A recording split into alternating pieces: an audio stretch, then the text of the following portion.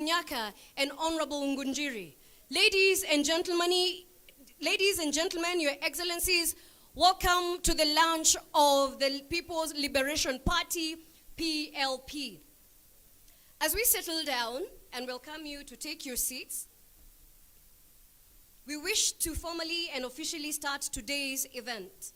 Now, when the Constitution Review Bill was presented in Parliament in the year 2021, at the floor of the House, all members of Parliament who were in the opposition walked out.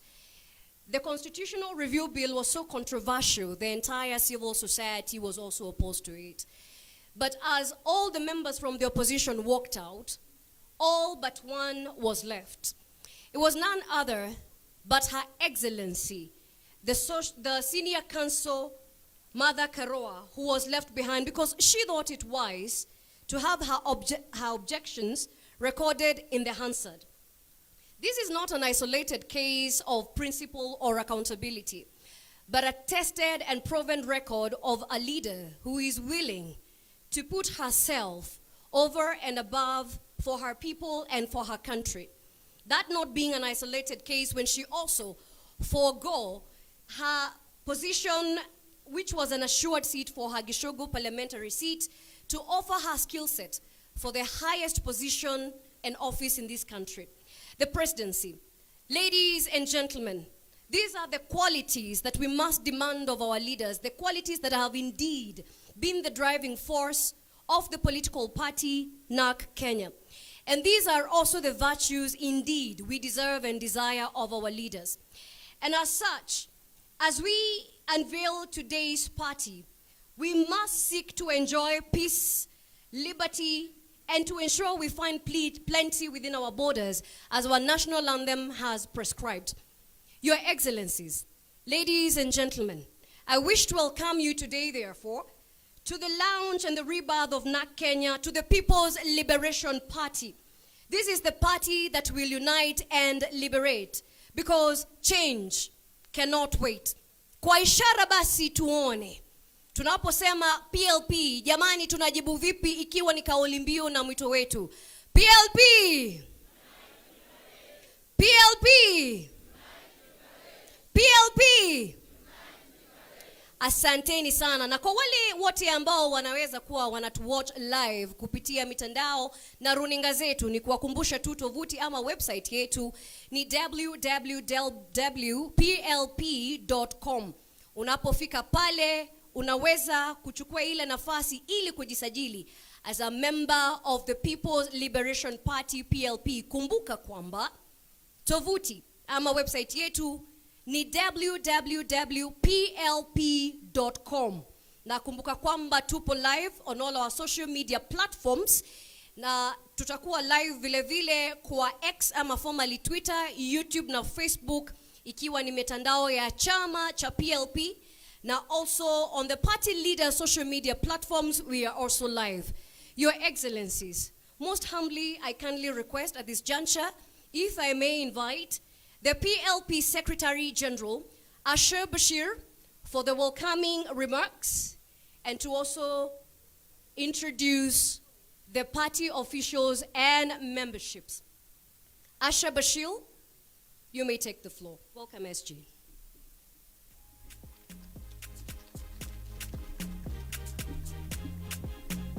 Morning, hamjambo. PLP, nikisema PLP, kwa wageni wetu mnasema Unite, Liberate. PLP? Unite, Liberate. PLP? Unite, Liberate. Asanteni sana. So I am very happy today to be here to welcome all of you to this important event that we've planned the past 1 year. So to the honored guests, all protocols observed, to our distinguished party members, friends, and citizens of this beautiful country we call Kenya, karibuni sana. So this is an important day for PLP. PLP today sheds off the NARC Kenya tag, not because the name was bad, but 17 years later, lazima mtu amekuwa mtu mzima. Sasa we are getting voters card. So today is a historic moment for us, and we stand united at a threshold of a new era.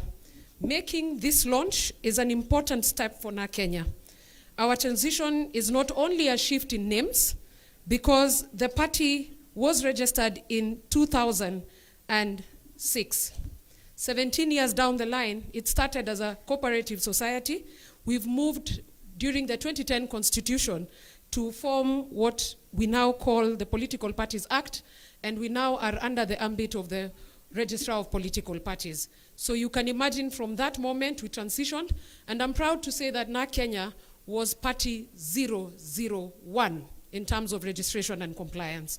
So we are moving with that tag with us, because we still remain party 001.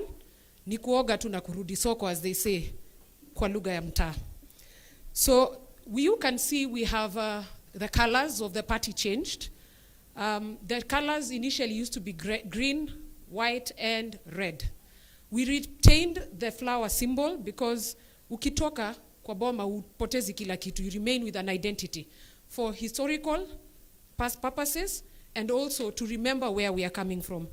Then we picked the other colors. We changed to the green, lilac, and purple.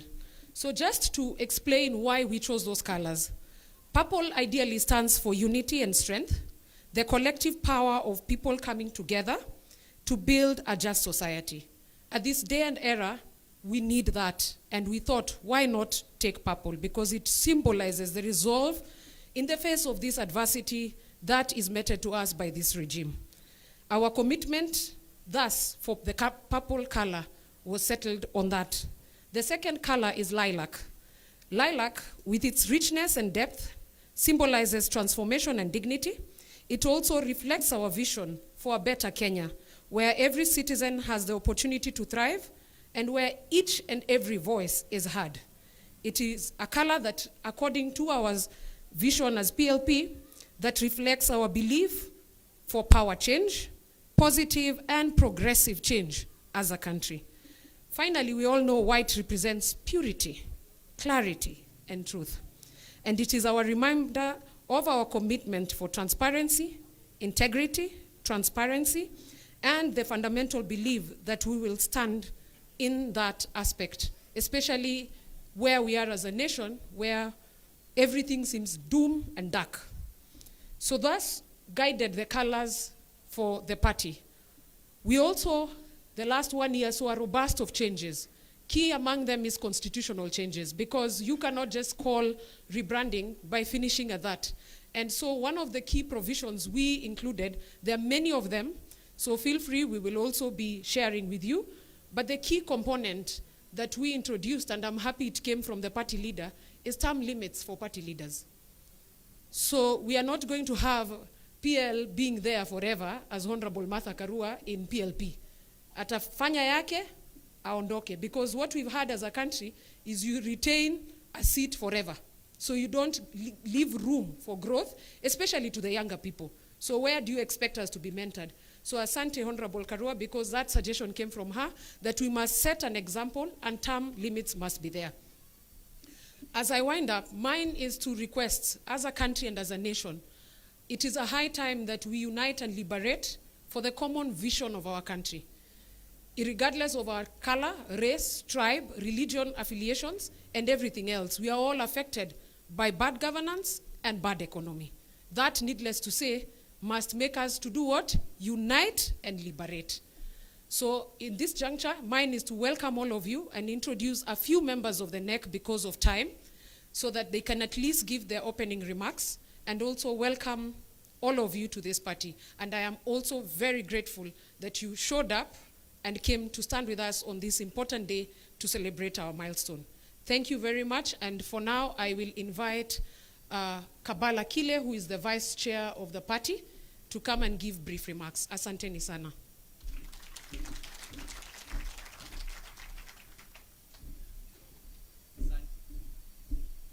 Jambo. Unajua mimi bado ni analog. To all honored guests, party members, ladies and gentlemen. Habari ya walipa ushuru. Habari ya walipa ushuru tena. My name is Kelvin Kabala Kile, the National Deputy Chairperson of this party, PLP. Na mimi pia ni mlipa ushuru, na nimechoka, na leo I'll not keep quiet today, because leo is our day of liberation. I joined this party 15 years ago, right out of university, with the zeal, and the passion of wanting to make a change.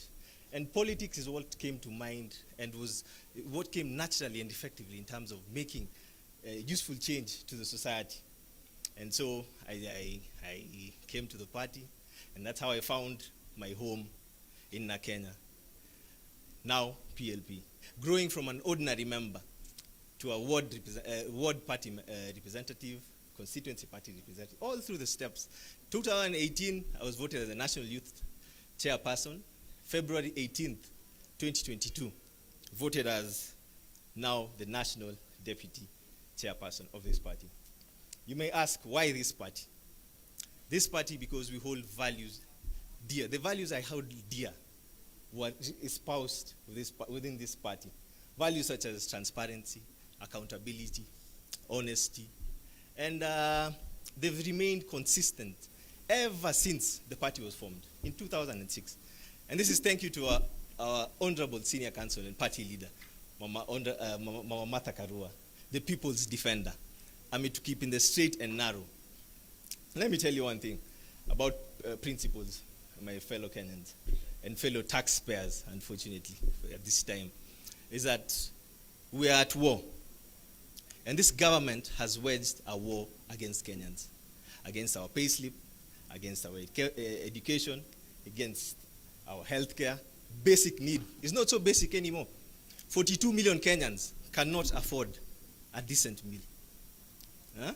And when it comes to infrastructure, unasikia barabara nza kutajwa. Itaanzia, ipitie, ifike, Wakenya wakisikia, mnasema nini? Uongo tena, uongo tena. But that's why we are here. That's why PLP is here. We are here to re-energize our people, to renew our commitment to the service and protection of Kenyans and Kenyans' identity.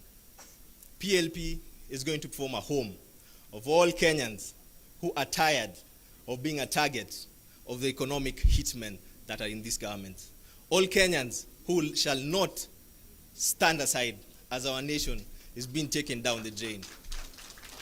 PLP will be a home that will have only one vision, a vision to be a party that is representative of a Kenyan needs, with a mission to unite and liberate Kenyans in our lifetime. I welcome you all to the home of liberation, to our purple house. And as you live, remember one thing: purple is not just but a color. Purple is a call of unity in times of political division. PLP. PLP. PLP. Thank you. Thank you very much. Thank you very much, VC Kabala Kile. I would like to invite another member of the NEC. Like I said, not all of them will speak today. You'll forgive us because of time. I would like to invite the organizing secretary so that the branches can hear their chairperson. He's also a lawyer, Wakili Rigathi Gachagua. Thank you. Thank you, SG. PLP. PLP. I will not talk much because I believe we are so many people who will talk, but I will start by recognizing and all protocols observed. As I'm saying, I'm the National Organizing Secretary of PLP, formerly NAC Kenya. Our main theme is unite and liberate. What a wonderful theme at this particular moment when our people are sick, our people are hungry, and our people are poor. We need to unite. And as our party, we have given ourselves free hand to go and look for friends who will help us liberate our people. With those few remarks, We are only confirming that, inviting you to come and join us so that we can unite and liberate our people. PLP! PLP! Thank you. Thank you very much, OS. I now invite our vibrant youth leader and my boss in the Youth League, Haniel Basilio, to come and address members. Haniel, kindly.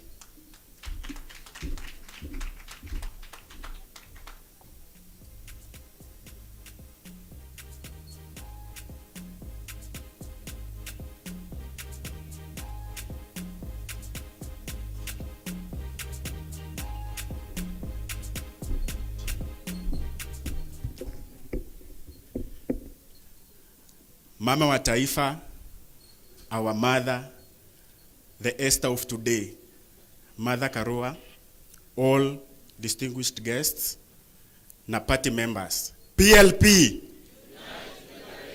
PLP! Mkiona natingika, mujue sisi mayouth hatujazoea kupata platform kama hii. And for that, we appreciate our mom.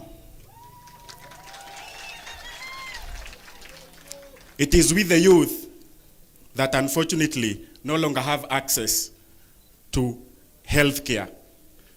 It is with the youth that no longer have access to education. It is with the youth that cannot take care of our ailing parents. And guess what? It is with the youth that make 70% of the Kenyan vote. For so long, the youth wamekuwa ndo the menu ya political tables. It is time for the youth to take their rightful place and make the decisions that matter for their future. It is my call upon all youth members in this gathering, wenye wanatufuata online, tusiogope. Because at the end of the day, one day tutakufa. Now the question is, will you have achieved what you hoped to achieve for this country?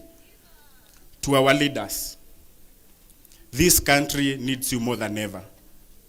We appreciate the sacrifices that you have made all along to get a better country. Nevertheless, this country needs you now more than ever. So come 2027, for us the youth, the ballot will be about our future. The ballot will be about our education. So kindly, our leaders, it is our plea as the youth. Let it not be about who becomes what. Put the interest of the people first. Help us regain our country. Help the youth reclaim their future. May God bless Kenya. May God bless you. Mimi ni Mkenya na sisi Kenya ni home. Mimi ni Mkenya, Kenya ni home. PLP. PLP. So our call to action today is for all of us, Kenyans, leaders, mama mbogas. We have to unite and liberate our country. May God bless you.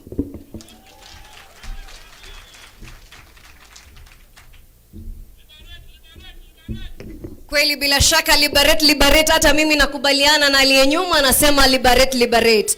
Na yule kiongozi amekuwa hapa, kiongozi wa vijana anaitwa Basilio.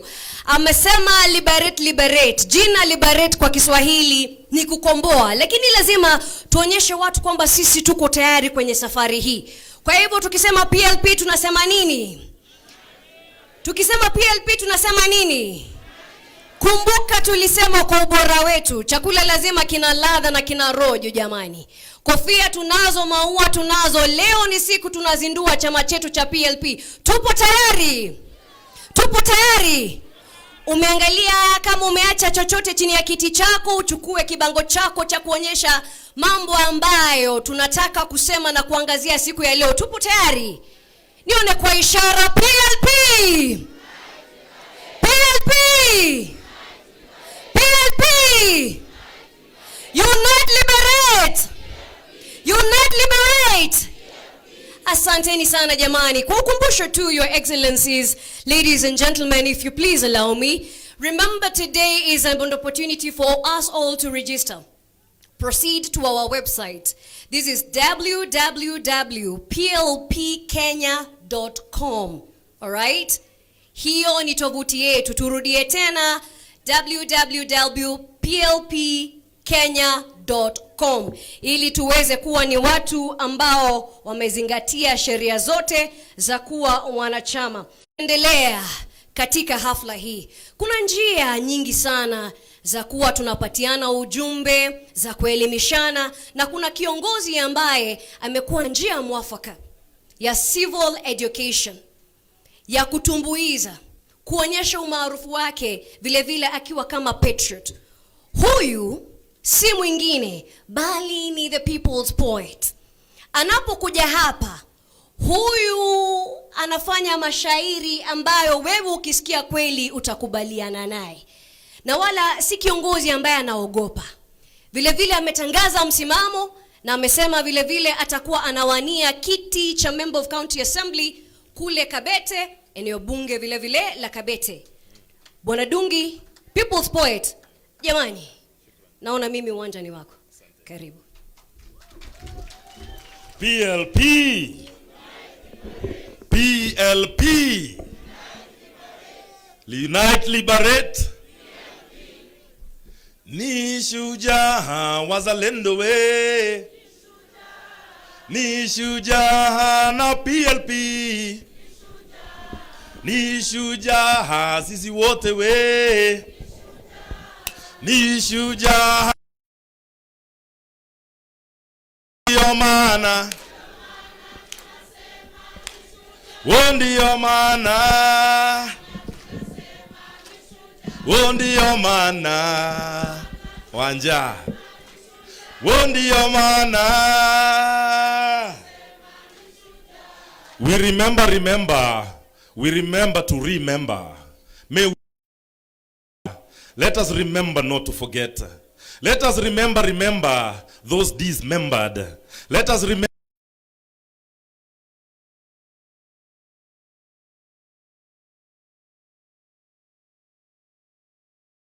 who was stolen by the colonial terrorists and taken all the way to Gusii land. Mama Mzalendo, Queen Mekatilili wa Menza, she broke out of prison and walked back more than 1,000 kilometers back to Giriama to continue with the liberation of our people. Let us remember. May we remember to remember. Remember. Let us remember not to forget. Let us remember the great Koitalel Arap Samoei, him not related to the bad boy Kasongo. Let us remember him, Koitalel Arap Samoei, who resisted against the settlers who came to invade the Nandi land. Remember him, Koitalel, who brought forth Basaloi Mangyen, the longest serving detention prisoner in Kenya. Let us remember not to forget. May we remember the great king from Nairobi, Wayaki Wahinga, him who was stolen by the settlers and taken all the way to Kibwezi. They buried him alive. Let us remember not to forget. Remember Modoni Nyanjiro, 1922, Central Police Station. She who went and resisted against the jailing of our freedom fighters, Harithuku and others. And when the colonialists saw this, they shot her in the heart, and her blood flowed down to the ground, mixing with the soil of our land, germinating. Remember to remember. Let us remember not to forget. How can we choose not to remember the great Field Marshal Dedan Kimathi Washiori? He who said it is better to die on our feet. It is better to die on our feet than to live on our knees. Let us remember not to forget. May we remember not to forget. Pio Gama Pinto, the first member of parliament in independent Kenya to be assassinated. Pio Gama Pinto, your soul will live forever. May we remember not to forget those who fought for the freedom of this land. Remember Abdirashid Khalif, Abdisarif Khalif, Abubakar Amudi, Adu Awiti. Remember Aguins Kothek. Let us remember Ali Mazurui. Remember not to forget Bishop Kipsang Alexander Muge. May we remember Ambu and Lila Patel.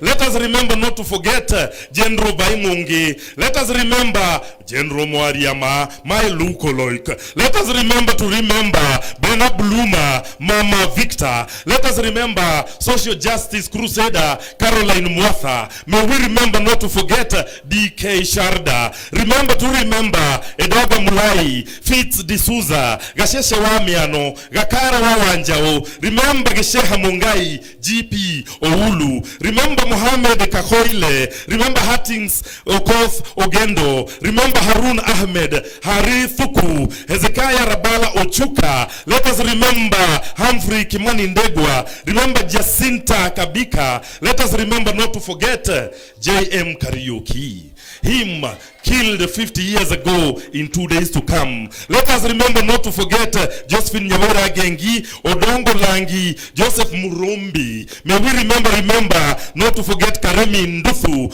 Remember Karioki Gadito. Remember Kerita Ole Kisio, Koitalal Arap Samoei. Remember Lemayan Ole Taiko, Lucas Pikeche, Makan Singh, Marilal Desai, Masinde Muliro. Let us remember not to forget Mudhoni Kerema. May we remember not to forget Nazmi Durani. Let us remember Nyambura Wangoge. Remember Odhiambo Mbai, Odhiambo Olel, Odindo Opiata. Remember Osumba Lango. Let us remember Padi Onyango Sumba. May we remember Fariz Wahu. Let us remember not to forget Wahome Whispers Motahi. Let us remember not to forget Wenje Wamwadori, Wangondu Karaoke, Wangari Maathai, Mama Yetu. May we remember Wanjiroma Penjwa. Remember not to forget Wanjiro Kehoro and Wako Wapi.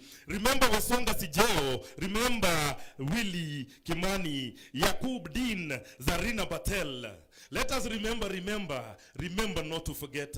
May we remember the Gen Zs fallen down in the streets of Nairobi. May we remember not to forget. Remember Rex Masai. Remember fallen Gen Zs like Brian Lemayan Kasaine, Austin Makoha, Mike Kehoga, Chris Gitonga, Kennedy Onyango, 12 years old. Remember Matthew Njoroge, Kevin Mawasi, Beasley Koge. Remember not to forget David Shege, Erickson Chalo Mutisia, Ibrahim Kamawanjiro. Remember not to forget Mbithi alias Scott. Remember not to forget Emmanuel Giggs Tata. Remember Clinton Mwavali.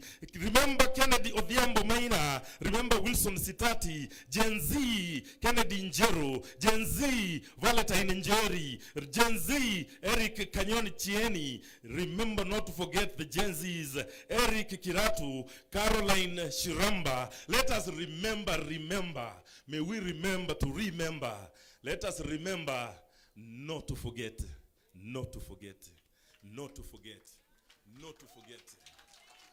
PLP! Unite, liberate! Ni shujaa sisi sote we. Ni shujaa ilijama sinde. Ni shujaa kondele we. Ni shujaa hata sugoi. Ndiyo maana. Ndiyo maana.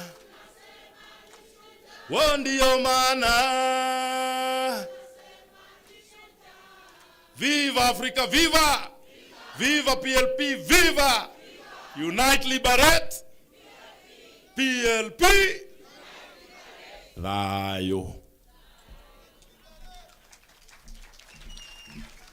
Jamani, hata hata kwa makofi hatuwezi kuwa wachoyo wenzangu. Tumekataa. Hayo tumekataa jamani. Makofi mazuri kwa the people's poet. Makofi mazuri jamani. Asante sana. Jina ikiwa basi ni Dunge Githuku, the people's poet, aspirant wa Kabete, na naona kweli ni mkakamavu, mtu ambaye amependa watu na anapenda kuwaelimisha kwa njia zote. Basi tunapoendelea na hafla hii niweze kutambulisha viongozi ambao wameweza kufika wakati huu, ikiwa ni pamoja na gavana wa Makueni ambaye aliongoza kwa 2 terms na alikuwa na track record ambayo kila mtu aliimba na kuiga, His Excellency Kivutha Kibwana, ambaye he's also a human rights activist. Tafadhali makofi kwa viongozi wetu wanapoendelea kufika. Vile vile nitambue kufika kwake kiongozi shupavu Morara Kebaso, ambaye ni kiongozi haswa wa vijana na viongozi kwa ujumla, akiwa na chama cha Inject. Tunapoendelea hivyo basi kumbuka chama ni PLP na tovuti ni www.plpkenya.com, tuweze kujisajili. Your Excellencies, ladies and gentlemen, siku ya leo ni siku ya kufana. Na ukitaka kujua siku ni ya kufana, watu ni wengi, wetu wanajumuika, na inaonyesha na kuashiria dhabiti uwepo wa chama hiki na kauli mbiu yake. Kauli mbiu yake ni Unite and Liberate, kuunganisha na kukomboa. Tuna viongozi wa kutoka nyanja na sehemu tofauti. Basi ni muombe Mheshimiwa wetu Fatma Abbas, ambaye ni mwakilishi wa wadi kutoka kaunti ya Wajir. Mheshimiwa Fatma Abbas kukaribia hapa. Huyu vile vile ndiye National Treasurer wa chama hiki cha PLP. Mheshimiwa ataweza kuongea kwa niaba ya all MCAs na vile vile ataweza kuwatambua wenzake ambao ni wakilishi wa wadi. Karibu sana mheshimiwa. Asante sana. Asante sana all protocol observed. I'm Fatuma Abbas from Wajir County, sitting MCA representing other MCAs in the country under the banner of the PLP. And I'm also the treasurer of the I'm the national treasurer of the party, PLP, formerly NAK Kenya. I have been a member of PLP, formerly NAK Kenya, for the last 17 years. I've started the party as a councillor, rising to the post of MCA from the start of devolution. From 2013 to 2025, I'm still a sitting MCA under PLP flag. As the treasurer of the PLP party and a sitting MCA, I stand before you today to emphasize the critical importance of self-reliance and the need to reject politics of handouts. When people are having strength and muscle in the money sector and the poor parties are left, we don't want those politics of handouts. We want the politics of inclusivity and equality. Also, our journey towards the progress cannot be built on temporary solutions or reliance on external aid. It must come from the strength of our own party, our own people, our own resources, and all collective will to bring funds and self-reliance to our parties. Self-reliance means investing in the empowerment of the community, ensuring access to education, promoting sustainable businesses, supporting local industries, and creating jobs that stand the test of times. It means equipping our youth with the skills to innovate, solving our own problems and solutions that come from within. I think we should start building our own resources for better Kenya. As I stand here, I want people to liberate Kenya and unite Kenya. PLP, PLP. Thank you so much.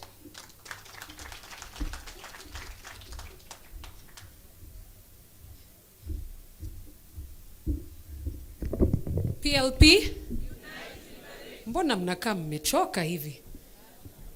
Haya, I would like to invite Councillor Muthoni Kihara to speak on behalf of her league, the PWD League, but also on, because she's a veteran politician, to speak briefly on both her league and the work for Nairobi. Thank you.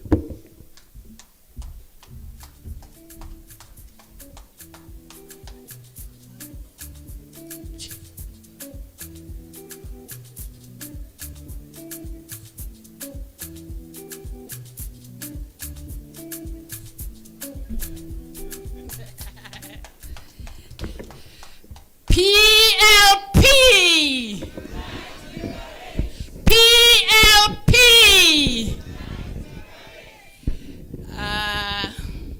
Mimi jina langu ni Diwani Muthoni Kihara, na mimi I am a founder member of NAC Kenya and today PLP.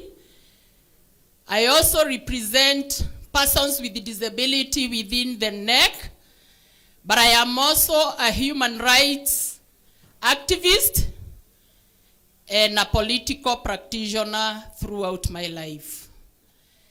I want to take this opportunity to appreciate and add my voice in saying that the rebranding of the party to PLP, in particular, Unite and Liberate, can never be more timely than today, given the circumstances that are facing us as a country.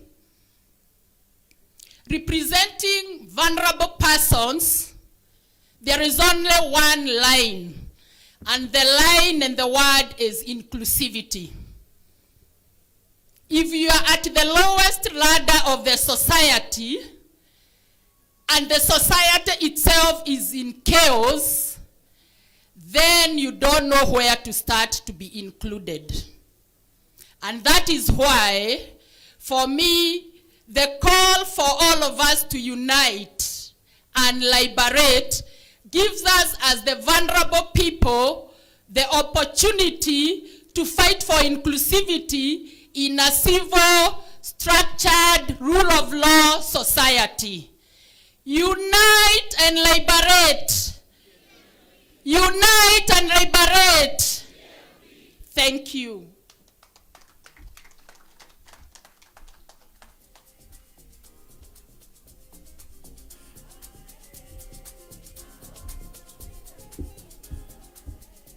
Thank you very much, Muthoni.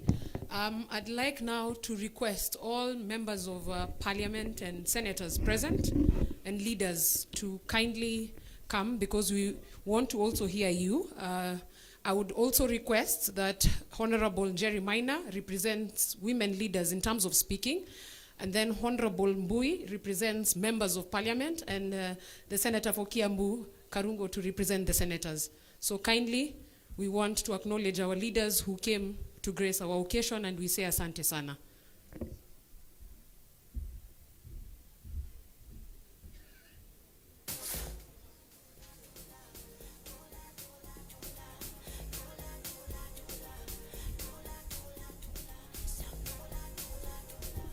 Asante sana.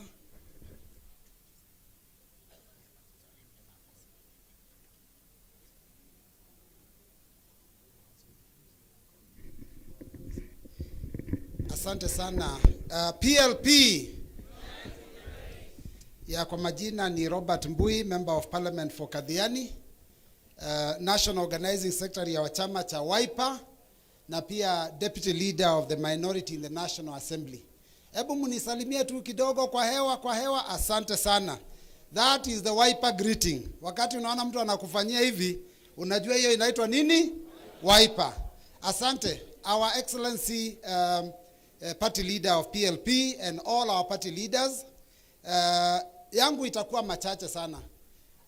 We have consulted a little bit and agreed, sababu we are different parties that are represented. I will quickly introduce the members of the minority in the National Assembly, wale wako hapa.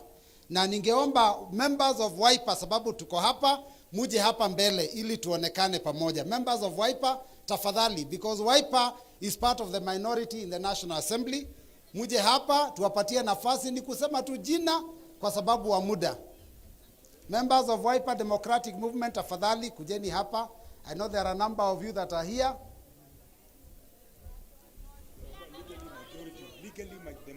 Oh, the legal majority.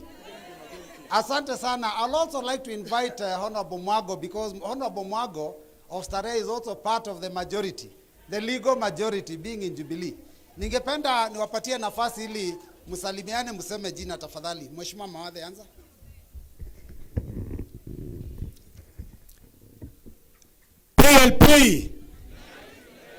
PLP. Jina langu ni Mawadhe, mbunge wa Embakasi Kusini hapa Nairobi. Na kwa kweli tunataka kupongeza Madam Martha Karua na viongozi wale wengine wote ambao muungana pamoja kwa kazi nzuri mnayofanya kuungana kukomboa Kenya. Asante. Congratulations to PLP. Asante.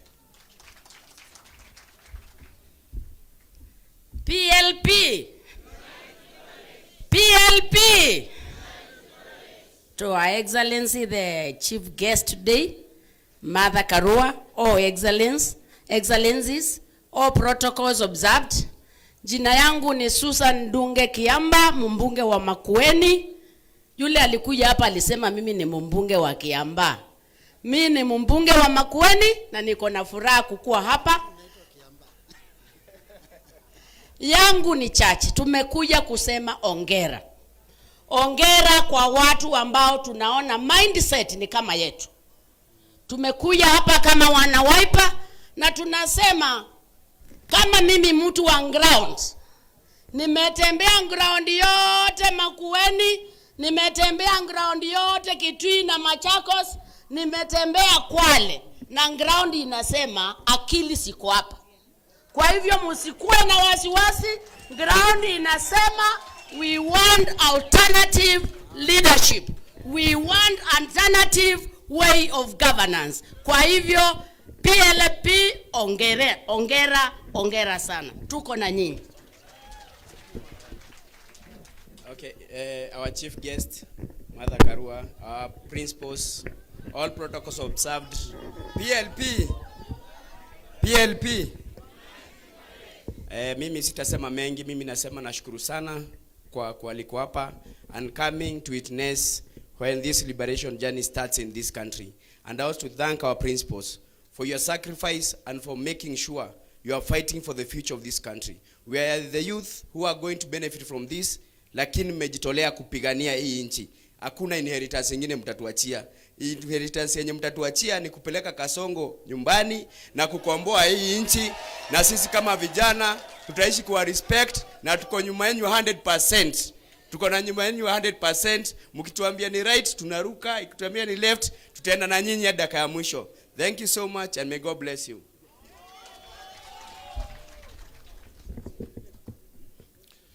Yeah, to our host and the party leader of PLP, Honorable Martha Karua, and all the other leaders, party leaders who are here, and invited guests, the members who are PLP.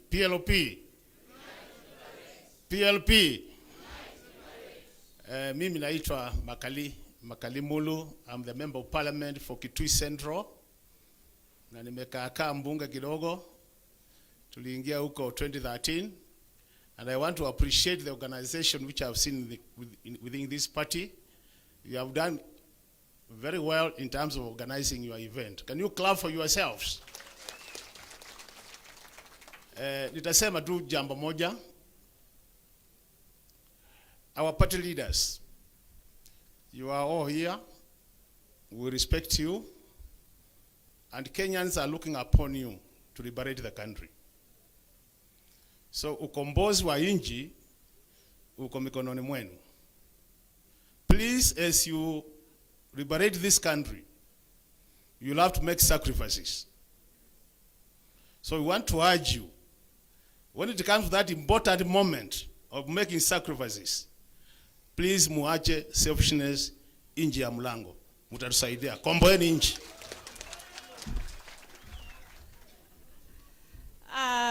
Our chief guests, the Honorable Martha Karua, all party leaders present, PLP, PLP, Wiper.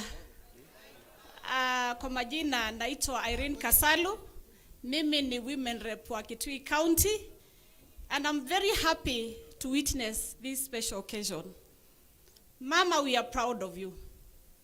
We have seen you fight for true governance of this country. We have seen you eat, drink, and maybe even bath tear gas to see this country liberated. And as women of this country, we are proud of you. We ask our leaders to be united. Kasongo lazima aende. Kasongo lazima afanye nini? We want to witness the rebirth of this country with Ruto out of it. Mungu awabariki. God is good and all the time. PLP. PLP. Kwa jina ni Joyce Kamene Kasimbi, Machakos County Member of Parliament, and I'm very pleased to be here today. Her Excellency, hongera sana. We are proud when you see you there, seated with the other excellencies, as a woman there. You represent the women fraternity. Keep it on and move it on. My biggest prayer today is,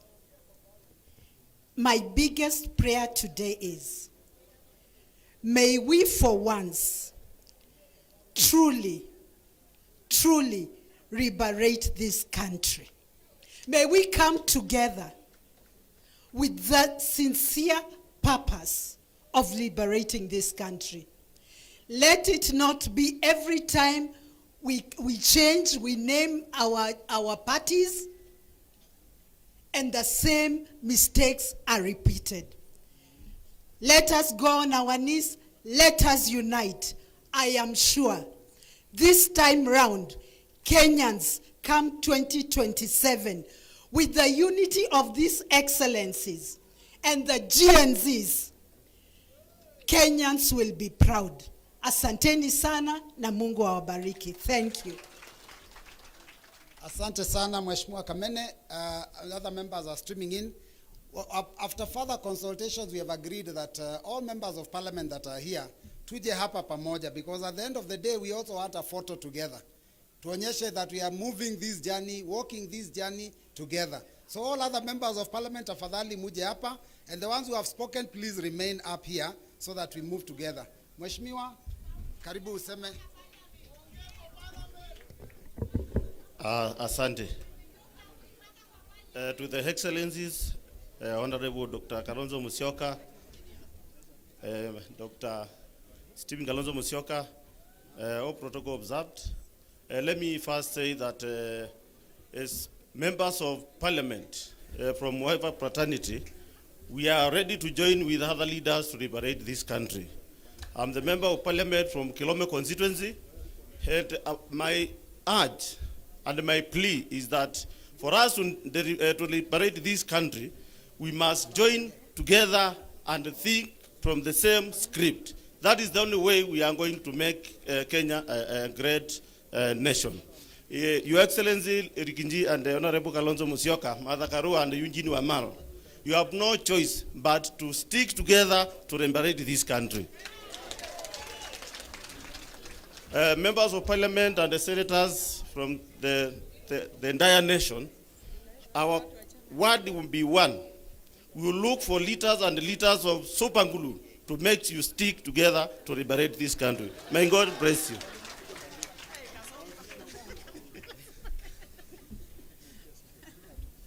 Mungu ni mwema na kila wakati. God is good and all the time. My name is Robert Basil, Liata Member of Parliament, and I'm happy to see all the excellencies here. I think this journey has just begun. Unaona the way Trump issued executive orders, it is the same way we are going to do. in 2027. Kasongo lazima afanye nini? Aende nyumbani. We need someone who is going to repeal SHA shift to NHIF. Those with the pay slips, saizi hakuna chochote. So we have to make sure all those taxations are dropped. Mambo ya affordable housing is a scam. Hiyo lazima ifanye nini? Iondolewe. Wangapi wanasimama na sisi? Basi wacha tuendelee. Asante sana. Your Excellencies, and in a special way, my elder sister, Martha Karua, congratulations. All protocols observed. Mimi naitwa Wanjiko Muhia.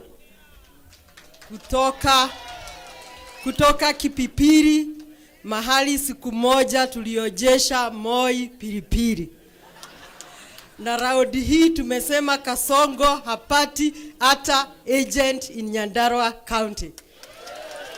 Mko tayari kumunyima agents? Thank you very much. We are here to support you, and we are saying Kenya will be liberated by you and me by saying no to abductions, no to corruption, no to overtaxation, no to betrayal. God bless you.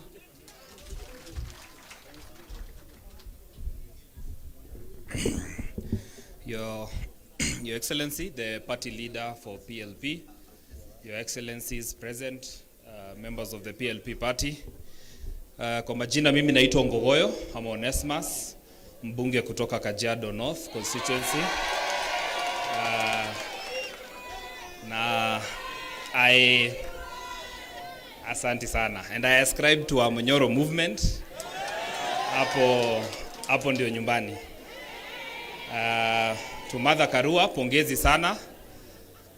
And like we agreed during the launch of the DAP party, nimeangalia kwa Google nikiwa hapa, the shortest route to Sugoi, usipitie Maemahio na usipitie Nyahururu, enda straight mpaka Nakuru, teremka mpaka Eldoret. Hiyo ndio njia rahisi ya kupeleka mtu Sugoi. And for the excellencies present, we are looking for the shortest route ya Ruto kuenda Sugoi. And that is why we are here today. So we congratulate you. And like Ruto has chosen many friends like the Janjaweed, Wakora wa Wash, watu wengi. We have also chosen good friends like Martha Karua, like Wamalwa, like Alonzo Musyoka. And of course, led by our leader, Riggy Gachagua. Asanteni sana.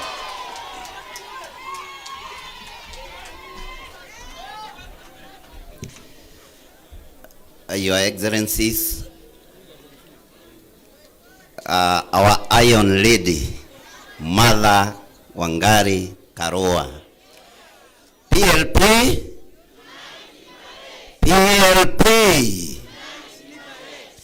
Your Excellencies, tuko na furaha kuwa pamoja hapa. Na kama vile mnavyojua, Subaru zote zimetumwa kwangu. Sababu nilikubali kugonga under the belt. Na mimi sio mtu mwoga. Mimi ni mtu wa kuongea ukweli. Na kama nimedanganya, wakuja waseme nimedanganya, ilitumika ngapi.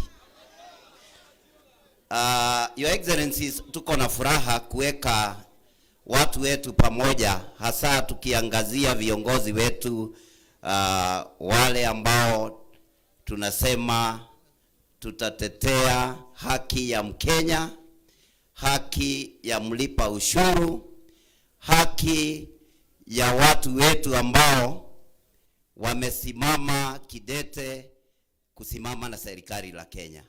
Your Excellencies, ile kitu tungewaomba tukiendelea, juu naona mbele iko sawa tukiwa na nyinyi, ni muweze kuunganisha Kenya mzima, ndio tuweze kungatua huyu Kasongo aende nyumbani asubuhi mapema. Na sababu ninaona wananilinda pia, wametoa number plate kwa magari. Mimi najua Martha Karua ako hapa, na yeye ni mtu ambaye ametetea liberation ya taifa la Kenya. Kwa hivyo mimi ninasema watu wote ambao wameshikwa na huyu Kasongo wameficha, aweze kuwaachilia mara moja, na mimi nitasimama pale bungeni kutetea haki ya Wakenya, kusema no more adoption in this nation. Na sisi tumechoka, tumepoteza watoto wengi. Na mimi nikiongea wanasema sasa Zubaro zikuje kwangu. Mimi siogopi, tutaendelea hivyo. Nimeweza kutoroka mara 3 na leo nitatoroka mara ya 4. May God bless you. Mbarikiwe sana. PLP.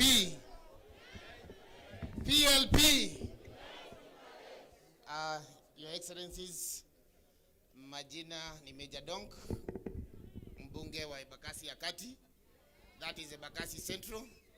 Niseme leo tuko kushikania na wewe Your Excellency Martha Karua wakati wa kubadilisha hii chama. And nataka nichukue nafasi hii nishukuru kila mmoja wetu mwenye amekuja kujoin Her Excellency. Niseme this is a journey that we have started. The journey will be bumpy. It is started. Najua mnakumbuka the Gen Zs that were killed. They were the youth of Nairobi. How youth wanahitaji haki.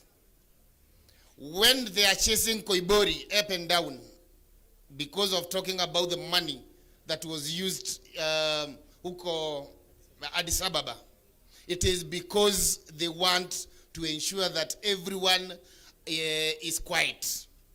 And I want to say, if we don't talk, more so, sisi members of parliament, in the next few days, Kenya, everyone will be quiet. I want to congratulate you, Your Excellencies, and I also want to urge you, please join hands.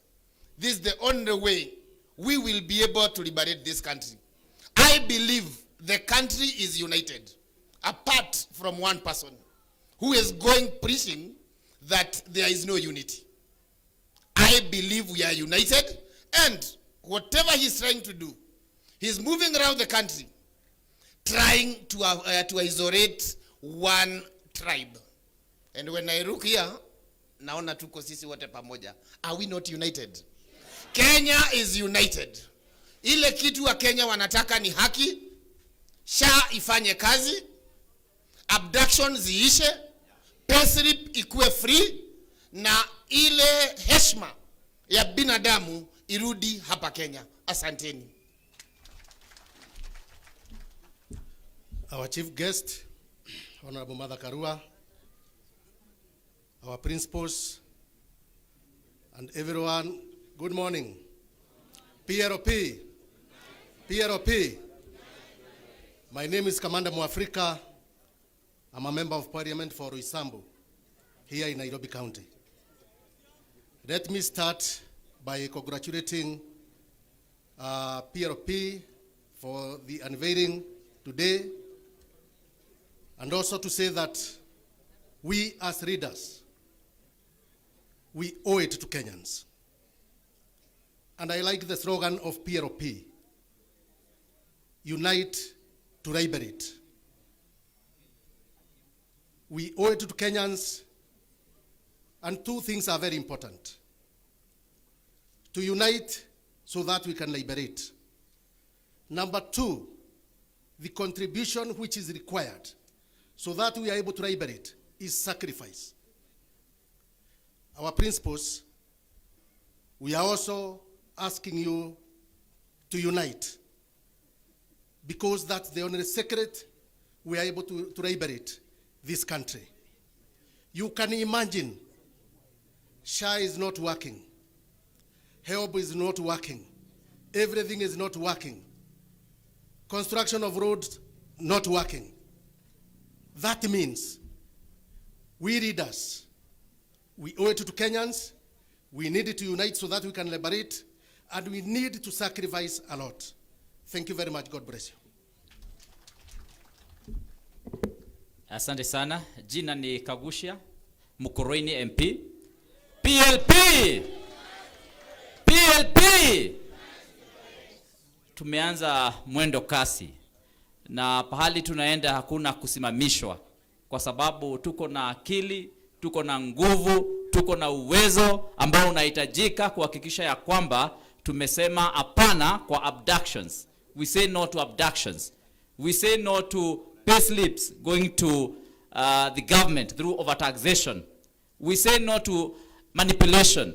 We say no to intimidation and international diplomacy blunders kama ile ya kuleta RSF, M23, kushika Kiza Besigye akiwa hapa Kenya. Hiyo yote tunasema hapana. We say yes to good governance, to integrity, to accountability, and we congratulate our Excellency Martha Karua for launching this party, and we support you, and all of us, including the Wamunyoro fraternity, ambao sisi tunajivunia sana kwa sababu tumeshikana na Riggy Gachagua ambaye pia ni msema kweli, na sisi wote tunasema kweli. Kenya lazima ibadilike. Asante sana.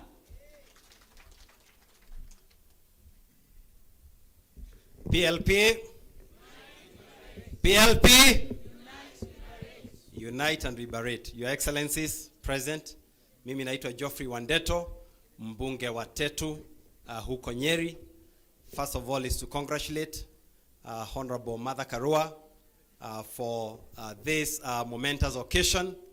Wewe Martha, tunakujua tangu wakati wa Moi, kuja wakati wa Kibaki, na nyakati zote as a person who has been at the forefront of the liberation of this country. And we are even more happy today to see you accompanied by all these great leaders. And now we are even becoming more confident that this time, 2027, ile maneno tunataka kufanya sasa itawezekana. So keep adding more leaders. Na sasa tumesema hata wale wengine wako nje waletwe wote pamoja, tukue na timu kubwa ili hii maneno tumalize first round. Si ndio 2027 watu wangu? Tumalize mapema. Si ndio? Kwa sababu sasa si mnaona kila kitu imeanguka. Sasa hata hii wiki ni kama wamekubali imeanguka. University funding model ndio hiyo imeenda. Hata baba walimpeleka jia ikapoteana. Si ndio? Si kila kitu imeanguka. Si we now liberate the country. Asanteni sana, Mungu awabariki. PLP, PLP. We cannot talk as if we've not eaten. PLP. Thank you so much.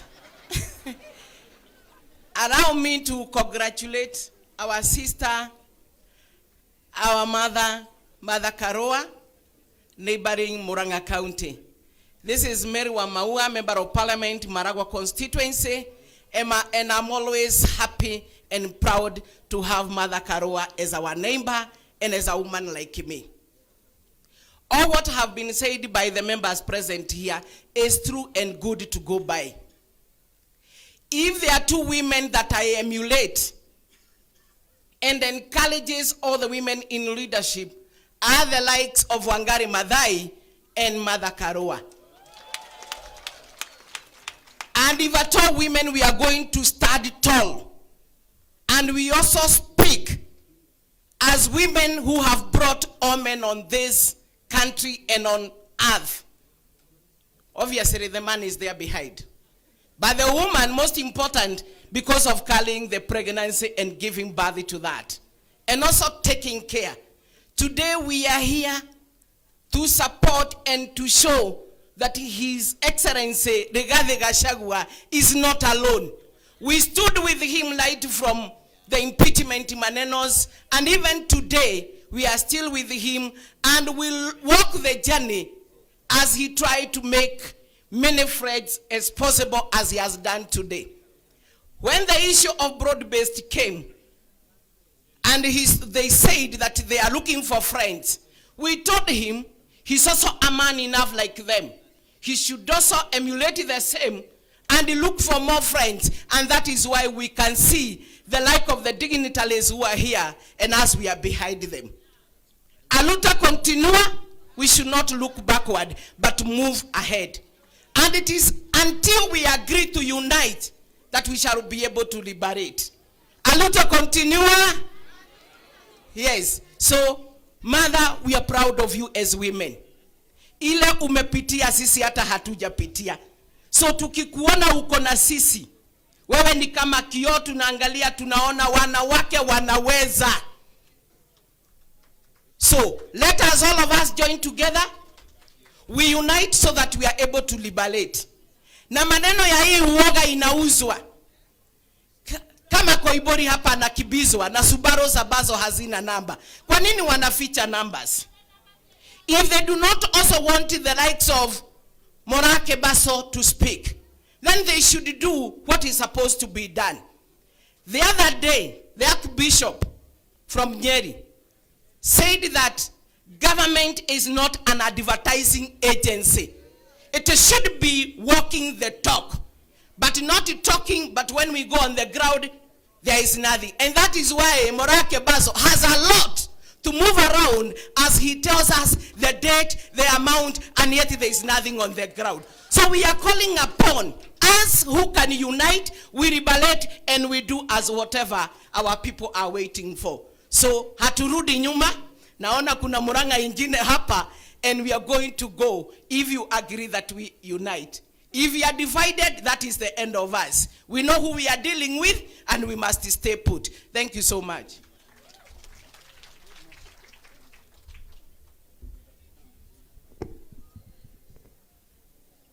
PLP. PLP. Unite, liberate. My name is Jane Kihara, Member of Parliament for Naivasha, an alumni of PLP. I am one of the pioneers of this party. Your Excellency Martha Karua, Excellencies wote ambayo wako hapa. If you remember 202, this is how we were able to defeat Moi. When you all joined, you were there. Excellency Kalonzo was there. This party, we started when things started going bad.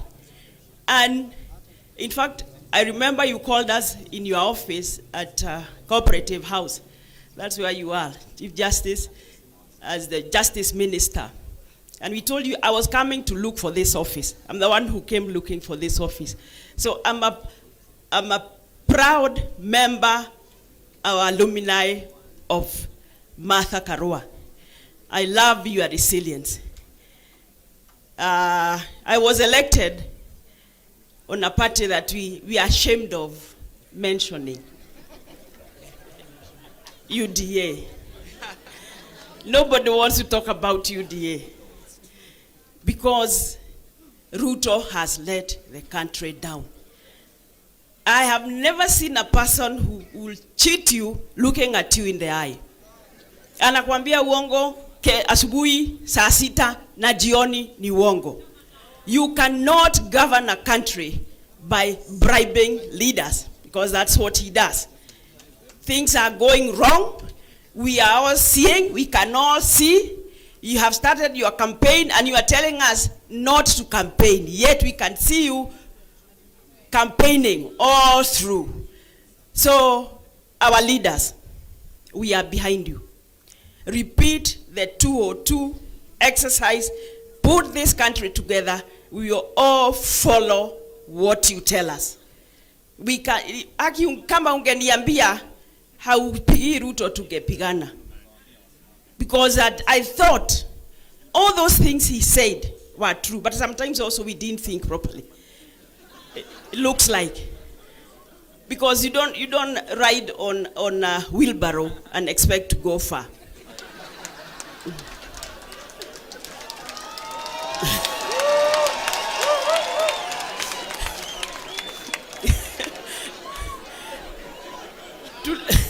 Tuliwacha fikira mbali, tukafuata mtu anatuahidi mambo mengi. I don't know what was wrong with us. Bottom up, bottom up, bottom, tunasema up, bottom up. Sasa we cannot see that one. And I once asked him, Your Excellency, you have given so much hope to the youth of this country. And because I can visualize, What plan do you have for them? Kaniambia, we wacha how tutawapanga. Sasa tutawapanga. So ametupanga, anapanga, but this time round, behind you, we refuse to be backward, tuwaachilie mpange nchi hii, because that is what we need. Wheelbarrow hakuna mahali inaweza kutupeleka. It can't. Hata dioe, I don't know. Something. Thank you very much. I congratulate you and the resilience. I've walked with you the journey. PLP. Asanteni sana. Basi viongozi wetu wanapoendelea tutazingatia masaa, kwa wageni ni wengi na waheshimiwa bado ni wengi. Tuangalie masaa tafadhali. Asante sana. Now, all of us in front here, we want to do one wave so that we can tell Kenya that we are united, and we beseech our leaders to also unite. Sasa naomba tushikane. PLP! Hiyo ni ya picha. We are uniting and we are liberating the country. PLP! PLP! PLP! Sioni maua jamani, PLP! Asanteni, ikiwa basi tamko letu. Sasa asante sana. Members, I would ask that you can be seated. There's one member who is late, sorry. Utasema tu jina alafu uende ukae. Haya.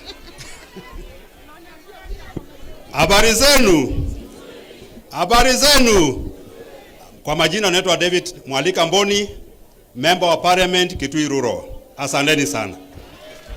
Asante sana viongozi ambao watakuwa wanaenda pale ukumbini, tunaomba tuangazie masaa ili sisi wote tuwe na nafasi tafadhali. Mheshimiwa. Yeah, thank you very much. First and foremost, I want to congratulate the party leader of PLP for a very eventful function. I mean, the colors are bright, the people are bright, and I can see that we are going places. Secondly, the leaders you have seen here today, these are the leaders that are with the people. The others that are not here, you are either with us, the people, or you are with the other side. Now, the other side, I don't even know what name to use. Kwa sababu nakumbuka iko wakati walikuwa naitwa Arab nani? Alikuwa naitwa Arab nani? Then nikasikia ameanza kuitwa Hasla. Then kidogo nasikia sijui anaitwa Zakayo. Sasa nasikia sijui ni Kasongo. Wengine wanasema ni Kaongo.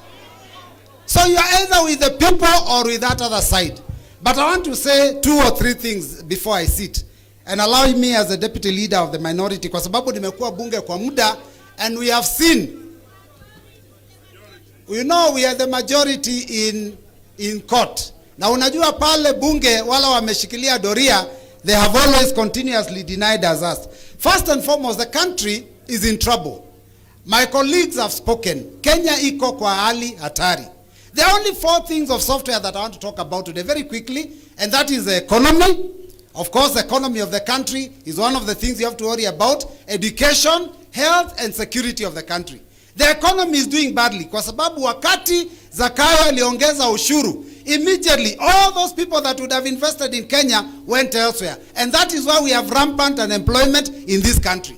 Number 2, wakati aliongeza ushuru, hata mshahara imeenda chini. There is no spending power. Everybody has become poorer. So the economy is doing badly because of policies that have been brought by a government that does not care for the people. Our health sector is in a shambles.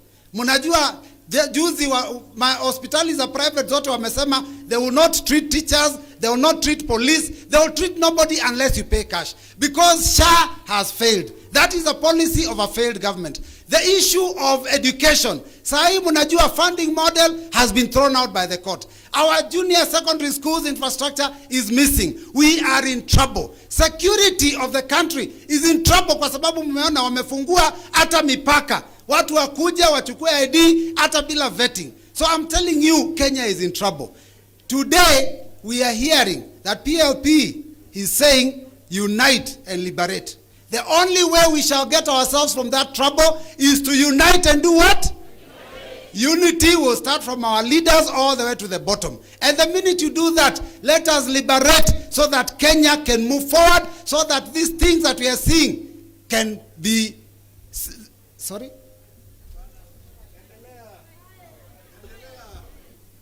Thank you.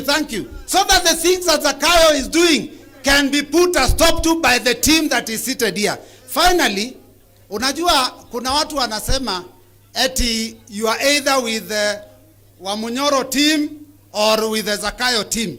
I want to speak confidently kwa sababu hata bunge wakati walileta impeachment motion, I stood up na nikawaambia shule ikianguka, it is not the deputy principal that is kicked out, it is the principal himself. Kama Kenya iko na shida, it should never have been Riggy Gachagua. It should have been who?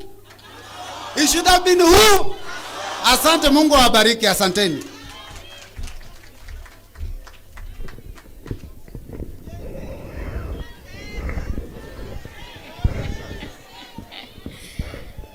Your Excellencies na watu wote ambao wamefika hapa, hamjambo. Mimi naitwa Mheshimiwa Njeri Maina, Mama County wa Kirinyaga, ama mkipenda Gacheri Gaito. Na mwanzo nataka niwapongeze hawa viongozi wote ambao wamefika hapa. Mimi nasikia watu kule wanasema sijui watu wakienda wa Munyoro hao ni wakabila. Mimi hapa naona Eugene Wamalwa, mimi naona Kalonzo Musyoka, naona Martha Karua, naona Jimmy Wanjigi, naona Morara Kebaso. Hao kweli ni kabila moja? Mimi nataka niwaambie hao ndio wakabila zaidi. Hao ndio wanafiki zaidi. Hao ndio wezi sugu ambao wamefikisha Kenya mahala ambapo tumefika. Na sasa tumesema wakati umefika wa kuunite to na kidogo tu, manake mimi ndio mama wa Martha Karua. Hata ukiona kwa umri kweli amenishinda. Mimi ni nene tu kidogo tu kumhusu Martha Karua. Martha Karua was the woman we were watching when we were growing up. She was a leader we wanted to become as young girls. She was everywhere. She was in the news. She was on the papers. Alikuwa pia yule ambaye ukiona zile bendera za power kweli alikuwa pale kipaumbele. Na niseme ya kwamba what Martha Karua has taught all of us is that we can have good leaders in this country. Sio lazima tukue na viongozi ambao ni walagai, viongozi ambao ni wezi, viongozi ambao wanakandamiza wa Kenya. Huyu mama miaka mingi amekuwa akipigania haki za Wakenya hapa nchini. She is exemplary, na ndio maana hata watu wakiniambia Gacheri unafuata njia sawa, na waambia unajua nilikuwa na mfano mwema, na mfano mwema ni Martha Wangari Karua. Na jamani kweli kama mama amevumilia hiyo miaka yote, hajakubali kuuziwa uoga. Nyinyi mtakubali kuuziwa uoga? Hata mkipewa mtanunua? Hata wakiwapa bure msikubali. Na tunataka kusema kwa hawa viongozi ambao wako hapa leo, please be selfless. As we move forward, as we charter the path to have a singular candidate who will liberate Kenya from this autocracy, from the bad governance, from the ineptness of the leaders, let us have one candidate. Ikifika wakati wa mazungumzo, mketi mzungumze, muagane, isikuwe ya kwamba kila mtu anataka kuwa kwenye tiketi.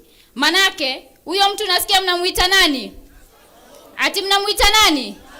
Manake tusiposhikana, hata Waswahili walisema ya kwamba umoja ni nguvu, utengano ni udhaifu. Mimi sitanena zaidi ya hapo. Ningetaka tu kwa heshima, I recognize the former and sitting MCAs. Naomba tu msimame, you wave at the people mahala ambapo mpo. Former and sitting MCAs, please wave at the people. Nimeona MCA wa Martha Karua anaitwa David Madenge kutoka Baragwe. Nimemwona pia Grace City na wengineo. Naomba pia nimeona pia Eric Mushina wa Kirugoya. Naomba pia former MPs. Former MPs kuna Honorable Victor Muyake kutoka Machakos, kuna Honorable Peter Weru.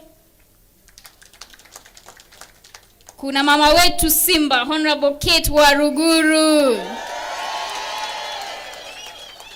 Kuna Honorable Jude Njomo. Na kuna Simba mwingine pia, Honorable Wambugu Ngonjiri.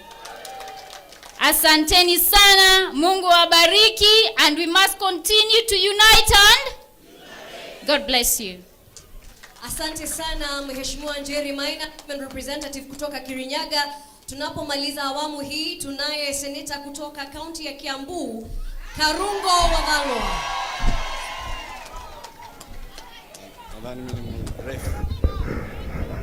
Wakenya hoye! Wakenya hoye! PLP na mulituwon tukienda na wheelbarrow na mukatuwon, lakini mimi sometimes nasema afadhali hivyo, sababu kama angeanguka sisi wote tungekuwa tunalia, tunasema tumepoteza ndugu yake Yesu. Kwa hivyo sasa tumejua, na ndio maana tuko hapa, because we believe in unity and we believe in liberation. Sio ni ukweli?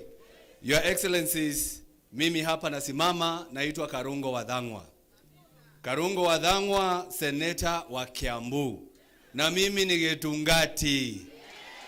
Mimi nafuata Riggy akituambia twende hivi, tunaenda hivi. Saizi ametuambia tukuje hapa ndio tuungane na our sister Martha Karua.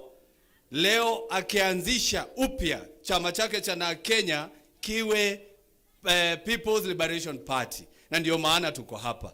Lakini tumeambiwa hapa, let us remember not to forget that the government is weaponizing agencies. Let us remember not to forget they are weaponizing DCI to silence those who are criticizing the government. Let us not forget, let us not remember to forget that they have now started using other agencies like Kenya Power to bring down devolution. Because how can Kenya Power switch off light for hospitals in Mombasa, in Kiambu, in Nairobi? Sababu anataka kuleta devolution chini. So we say we will stand together as a Senate, na ndio maana senators tuko hapa, ndio tuseme lazima tutetee devolution. And I believe Martha Karua, the party leader of PLP, believes in devolution. Because without devolution, and they are threatening us with isolation, devolution ndio ya maana zaidi. Ndio wakithreaten isolation, tukuwe na magavana ambao wanafanya kazi. Ya mwisho, mimi nataka kuambia Getungati, Riggy mwenyewe, ambaye tunafuata, endelea kuongea baba. Endelea kuongea. Umetetea Martha Koome, masiyezi wote wametumwa wapige picha na Martha Koome. Ati ndio kuonekane hakuna shida. Umeongea kuhusu gold ambayo wanataka kuuza kule Sudan. Sasa wametengeneza sheria na iko mbele ya wabunge. Na mimi nataka kuomba hao wabunge, muangalie hiyo bili imeletwa kwenye bunge ya gold. Wanataka kutengeneza kampuni zao waweke huko ndani. Hiyo tuangushe mapema na mapema asubuhi. Si mambo ndio hayo? And finally, Martha Karua, PLP party leader. Yeye amesimama, tuseme wote, si ni mama? Na tunajua ni mama. Na anasimama kidete against a rogue government. Na ni mama. Anaongea kidete against bad governance. Na ni mama. Anasimama kidete against the oppression that we have in this country. Na ni mama. Mimi nauliza wale wabunge ambao ni wanaume, ambao nyinyi wote mko pande ya Kasongo, mnafanya nini huko? Mulete longi zenu zote tupatie Martha Karua. Mulete atengeneze rinda. Na nyinyi muanze kuvaa hizo marinda, sababu nyinyi mumeshindwa kutetea wa Kenya. Lakini Mount Kenya tuko sawa, tuko na baba na tuko na mama. Mambo iko hivyo. Mimi sitapitisha hapo, nilikuwa nimeambiwa nialike maseneta wenzangu, na naona tuko na seneta Manzo hapa. Wakuje, tuko na seneta Medho wakuje. Na wakati Gasheri ameonyeshana wale wabunge waliokuwa, amesahau wabunge former MPs. Naona mbunge PK Mwiruri kutoka Katondo. Simama tu hivyo mheshimiwa tukuone. Na naona mheshimiwa former wa Gatanga, roho safi, Humphrey Njuguna, mpigieni makofi. Sijui kama kuna mbunge mwingine amesahaulika former.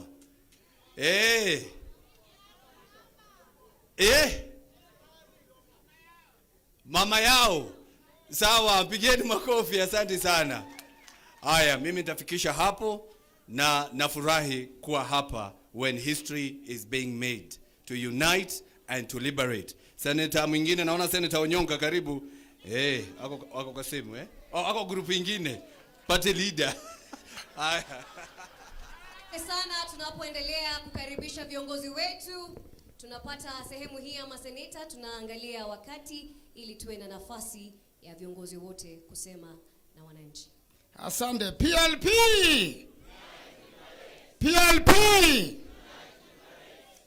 I want to congratulate the Honorable Martha Karua and also say that the nation is dying.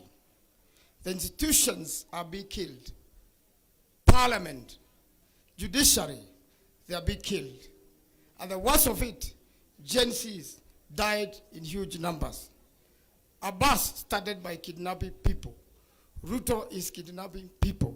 I have seen it when we went to court in Kiambu with a member for Juja. Every time we come out, the kidnappers are waiting for him outside there. We even now know how they look like. So we must bring kidnapping into a stop. People disappear, people die.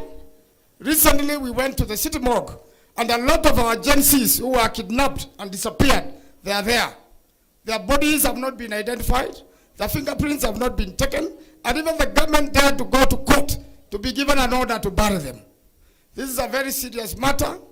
The nation is dying. It needs liberation. And therefore, we have to stand strong, the team here, to liberate the nation. I really want to urge the young people, kama una kitambulisho, chukua kitambulisho. Wakati wa kuandikisha kura, tutoke kwa wengi, tuandikishe kura. Ndio siku ya kupiga kura, tuhakikishe ya kwamba Kasongo ameenda nyumbani. Finally, when Martha Karua came from Uganda, she told us a new song. We shall overcome. We shall overcome. Please sing with me. We shall overcome. We shall overcome. We shall overcome someday. We'll sing stanza 2 next time.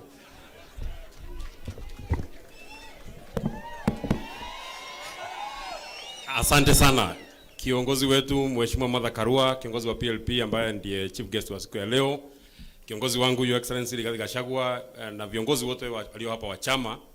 Mimi naitwa Senator John Medhu, senator kutoka Nyandarua, na mimi ni Getungati, na mimi ni mtu wa Munyoro, na ndio maana tumeleta wa Munyoro. Na mimi sina maneno mingi. Mheshimiwa Riggy Gachagua, Mheshimiwa Martha Karua, wakati mtaenda mkutano, when you shall converge, Mheshimiwa Eugene Wamalwa, Mheshimiwa Martha Karua, Mheshimiwa Riggy Gachagua, Mheshimiwa Stephen Kalonzo Musyoka, siku ile mtaenda mkutano, muongee kuanzia asubuhi mpaka jioni. Ile answer watu ya Kenya wanagoja ni Ruto must go.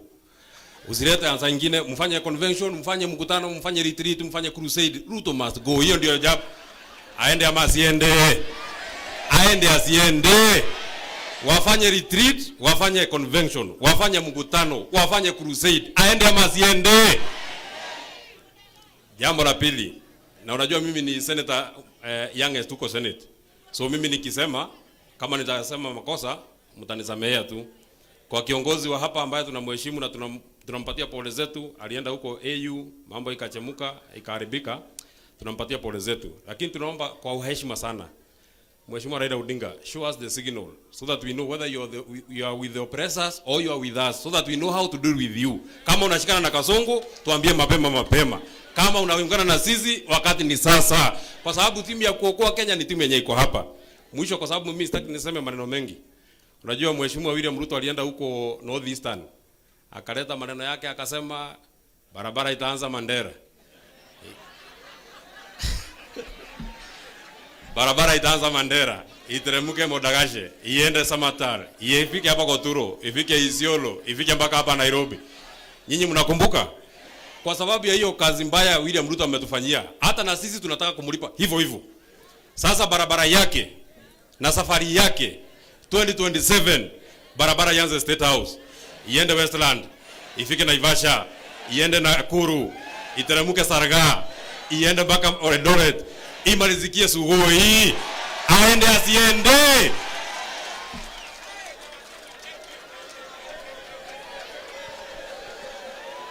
Abana goja tumeelewana? Tumeelewana? Tumeelewana? You know how we do it. Nirudie. Barabara ianze State House, iende Westland, iteremke Naivasha, ifike Nakuru, iteremke Sarga, iende Eldoret, imalizikie wapi? Asanteni sana, Mungu awabariki.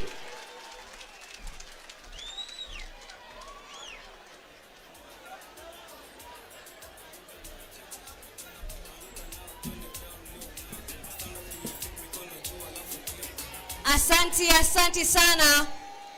Huyu akiwa basi ni seneta kutoka kaunti ya Nyandarua, Senator Medho. Wanasema kafa Medho. Mumesikia habari na maneno yake seneta? Tumesikia. PLP.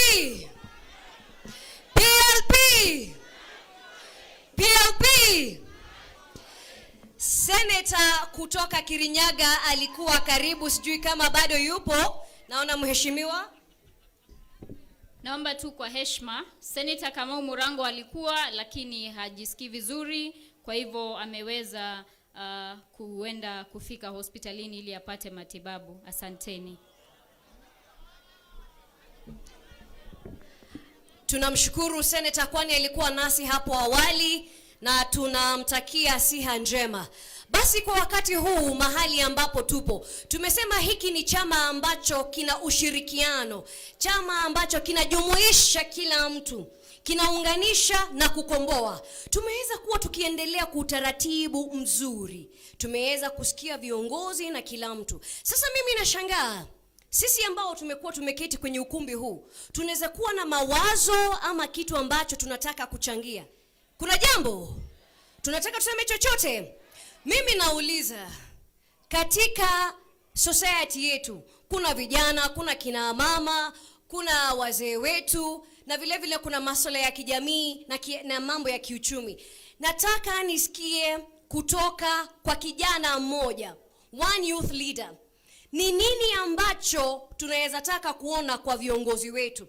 Tayari hapa ishara tosha, wamesema mambo ambayo wanataka kuwa wanaongoza. Na namuona Basilio akiwa na mic, naona kwa ishara ya mikono. Basilio basi na kuona na microphone. Mpe basi kijana pale. I don't know, tuanze na huu mrembo. Haya basi tuanze na warembo, gender parity, tusikie vijana wanasema vipi. Bearing in mind, according to the last statistics, over 70% of this country's population ni vijana. 35 million are the youth. So if there is going to be any inclusivity and leadership, we have to start it right with the youth, please. PLP. Unite, liberate. PLP. My name is Valentine Kimani, and I am a member of PLP. Sasa, mimi as a young person, first of all, the reason why I am here in this chama ya mama, it's because I have been taught history and I have been taught well. Martha Karua has fought for the democracy of Kenya in the last 30 years, and she has stood for social justice, fighting for judicial independence without selling out. Ni ukweli ama si ukweli wa Kenya? Ni ukweli si kweli? Kama kunaye anaitwa baba wa democracy, yet mimi from what I have witnessed, he has betrayed the democracy.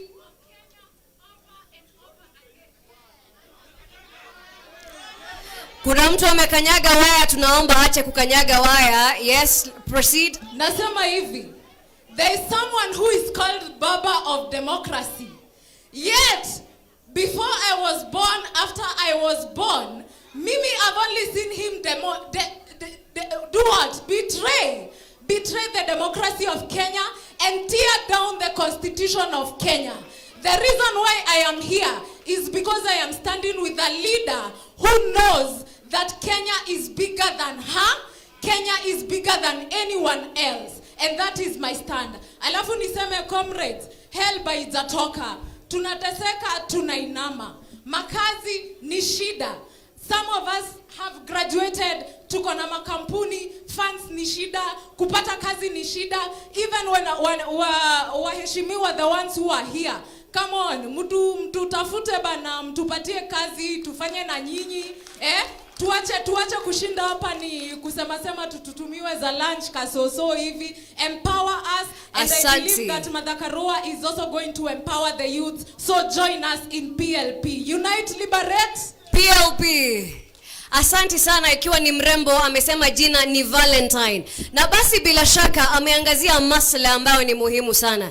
Amesema mwanzo ni inclusivity, na amesema vijana wala hawataki kusaidiwa. Wao wapo tayari, wana nguvu, wana ujuzi pia, wanataka kufanya kazi na wako tayari. Sasa vile vile kuna masuala mengine. Speaker after speaker ambaye amekuwa kwenye jukwaa hili ameangazia maneno ya kiuchumi. Iko pesa mfukoni? Sasa tunataka kujua ni vipi tunaweza kuwa na uchumi bora, ni vipi tunaweza angazia kwamba we have a stable economy, kwa sababu at the end of the day a stable economy ni pesa mfukoni. Kweli si kweli? Sawa, basi microphone iko wapi? Ndio hii microphone. Iko wapi? Ndio hii microphone. Basi tupate mtu mmoja aseme. Tuseme, wacha tusikie.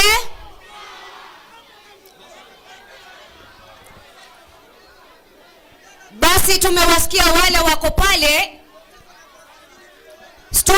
Studio wataongeza microphone. Asante microphone imefika. Tutaweza kuangazia ukumbi mzima wakati microphone inafika pale. Kisha nimekuona ndugu yangu pale, asante sana. MC. Now that we have heard from a young lady. Yes. Mbona tusisikie wazee wanasema nini? Tusikie wazee basi. Asante. Bado tutamsikia. Tusikie wazee wanasema. Unajua pasipo wazee hapakosi neno. Asante. Wale viongozi pale nimewaona. Baada ya hapo mwenye na handle microphone itaenda pale. Lakini tutulie ili tuweze kuletewa microphone. Baada ya pale tuilete pale. Asante. Haya, tutulie kwanza. Wazee pia. Jitambulishe jina tafadhali. Nitatambulisha, usijali. Wazee pia lazima wakumbushwe. Kwa hivyo vijana mayanki msinganganie, mtapewa. Basi kabla tujasema mengi, kwa jina naitwa Joshua Kota Kongo. Mimi ndio regional coordinator wa NAK Kenya huko Nyanza. Mimi ndio regional coordinator wa NAK Kenya huko Nyanza. Ya kwanza, nimewasalute wale wanachama wetu wa NAK Kenya ambao wamefika hapa siku ya leo. Kufika hapa sio jambo rahisi, kwa sababu tukiongea mambo ya uchumi, unaona watu ni wachache hapa. Watu hawangekuwa na uwezo wa kufika hapa. Wangekuwa na uwezo, wangekuwa na pesa mfukoni, vile nasikia watu wanasema hapa, wangefika hapa ingejaa. Lakini kwa sababu uchumi ni mbovu kwa nchi hii, imefanya watu wamefika wachache. Lakini wale ambapo wamefika, tumeshukuru. Ya pili, nimeshukuru wanachama wa NAK Kenya, wale ambao wamefika hapa tena siku ya leo. Hao ndio wamefanya hii PLP imekuwa. Wengi wetu wamefariki, wengi wetu wameacha chama. Lakini watu wachache tulikuwa tumebaki nao ndimefanya hii uzoezi ifanyike. Hapo ni ukweli kabisa. Ya pili, kuna jambo nataka niwaambie waongozi, lazima tufupishe maneno. Leo tuko wengi, lazima tuseme kwa kifupi. Asante. Ningependa kuwajulisha, hii ni ujumbe kwa wale mabunge ambapo walisimama hapo, wale maseneta ambapo wako hapa, pamoja na Riggy na viongozi mbalimbali wako hapa. Jambo muhimu, nchi ya Kenya imezorota. Nchi ya Kenya imezorota kusema kweli. Basi hiyo ni Kiswahili nzuri, hata kuoza hata kuzorota. Kwa hivyo naona kuna viongozi hapa. Kuna Riggy hapa. Kuna Mheshimiwa Karua hapa. Kuna Mheshimiwa Kalonzo hapa. Kuna DAP hapa. Tunasema sisi ndio viongozi wanachama wenu. Tafadhalini musikosane, muungane, mutoe huyu mkijana huyu. Mutoe huyu kijana huyu asigoi huyu. Mnaona vile huyu kijana anaharibu nchi. Mheshimiwa Kalonzo, wewe uko hapo. Umeshaka kwa siasa kwa muda mrefu. Miaka 10 iliyopita ama miaka 20. Angalia vile uchumi wa Kenya ilikuwepo. Mheshimiwa Karua, mko hapo. Angalieni wakati mlikuwa na Kibaki. Nchi ya Kenya ilikuwa namna gani? Uchumi ilikuwa imeimarisha. Sasa hii angalieni vile huyu jamaa ameharibu nchi. Asante. Msianguke, hakikisha mmeunite na mtoe huyu kijana straight away. Asanteni. Kweli palipo na mzee hapa haribiki neno, anasema uwiano. Haswa akisisitiza ni kwa viongozi wetu waliotuongoza. Wakishirikiana, wengine wanafuata na tunakuwa na mabadiliko sawa. Tunapoendelea, kwa sababu sehemu hii ya kusemezana tutakuwa tunaendelea. Wakati Mike inapelekwa upande ule, ningependa kutambua viongozi wa vyama wengine ambao wamefika sasa, ikiwa ni pamoja na Mary Kanana Ntere wa Mbas National Treasurer. She is the National Treasurer for the Bas Party. Vile vile tunaye kiongozi wa KANU Mheshimiwa Kipkum, na vile vile tunaye the Deputy Chair wa chama cha DP Professor Peter Kagwanja. Tutakuwa tunachukua swali la mwisho. Baada ya hapo tutaweza kuwa tunawasikiza viongozi wetu, sababu leo ni siku ya uwiano na siku ya ukombozi. Mike imefika sababu hilo ni swali la mwisho. Tunaangazia masuala sisi ambao tumeweza kufika tukiwa wananchi, ni nini tunataka kuona katika jamhuri hii yetu tunayopenda na kuienzi ya Kenya. Asante sana Mike, naona imefika. Basi toa maoni yako, na kumbuka ndugu yangu, lazima tuseme kwa kifupi. Shukran, karibu. Comrades power! Comrades power! I stand here as a youth leader, Your Excellencies, and I'm standing here on the behalf of all the youths in Kenya. We are very much pained. In fact, I've not eaten. As I'm sitting here, I'm very much hungry. My mother is hungry. My father is hungry. And we are all hungry. Comrades are not having help. Comrades are tired. Hawa jamaa wamevaa suti, hawana kitu ya kusema. Wamevaa tu hapa hivi, wakisikiza viongozi. Ati wao sijui wanatuambia hapa hivi, venye wanatusaidia tupeleke mtu nyumbani na mtusaidie. Viongozi muongee kwa bunge ama namna gani? Viongozi si waongee. Wasimame wasisimame. Viongozi, you must lead, you must speak. Before telling us to speak, you must also speak. Ama namna gani, my friends? Asante. Kitu ya mwisho. Before 2027, it's my urge that all the youths stand strong and stand still, because this country is yours, it's all ours. Mungu awabariki, tubaki siku moja. Thank you. Asante sana. Hiyo ni awamu ambayo imekuwa ni awamu very important, kwa sababu wakati wote tunasema we have to balance the skills. Tusikizane wote. Tutakuwa tunaangazia hiyo sehemu kwa mara nyingine, lakini kwa sasa nataka turudi tena kusikiza viongozi wetu. Nimpe nafasi hii with most humility, niweze kumkaribisha SG wetu Asha Bashir. Wakati huu tutakuwa tunaenda kusikiza viongozi ambao wamekuwa na sisi, na niweze pia kutambua viongozi wengi pia ambao wameweza kufika hapa.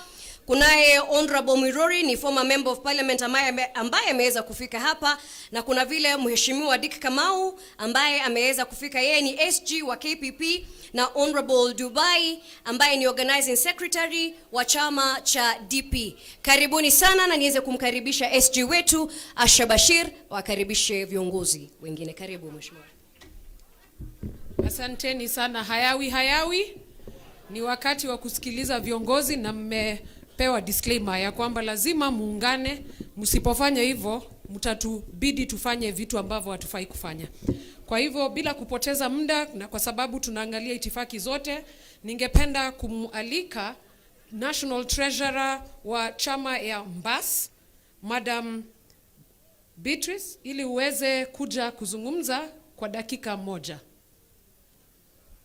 Na tafadhali kwa sababu ya muda,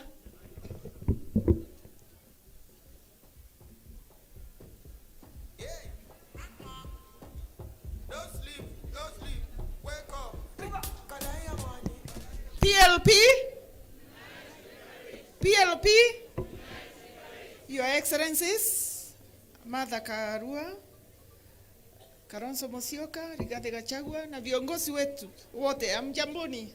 Jina si Beatrice, jina ni Mary Kanana Ntere, National Treasurer Mbas Party. Tuko hapa kuwaunga mkono kama PLP. Tumefurahia sana umoja wetu na tunahakikishia wananchi kama vyama wakati huu tutaungana na Kenya itakuwa liberated. Kwa hivyo msiwe na wasiwasi wananchi wa Kenya, tutaketi chini, tuko na viongozi wetu hapa. Hii wakati hatutakosa kuelewana. Tutatoa mmoja wetu na tutaliberate Kenya. Asanteni.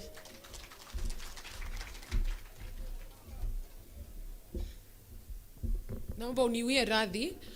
Ningependa kumwalika chairman wetu wa Jubilee Party, Mheshimiwa Saitoti, ili uweze kuzungumza na halaiki ya watu.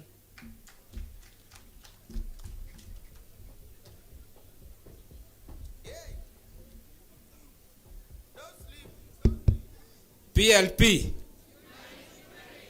Unite Liberate. Kwa majina naitwa Saitoti Torome, ni bibi mwenyekiti wa Jubilee, na labda MC ungenikubalia, tuko na watu wachache wa Jubilee wamekuja. Kuna Kengara kutoka Kirinyaga na kuna ule ana represent PDP, Peoples with Disability, anaitwa Wanja Maina. She is very active ule. Basi, Your Excellencies, Honorable leader wa Wiper, the People's Deputy President Riggy, na wengine wote, nikizingatia itifaki, kwanza kabisa ni kukishukuru chama cha NAK Kenya kwa kuzindua upya,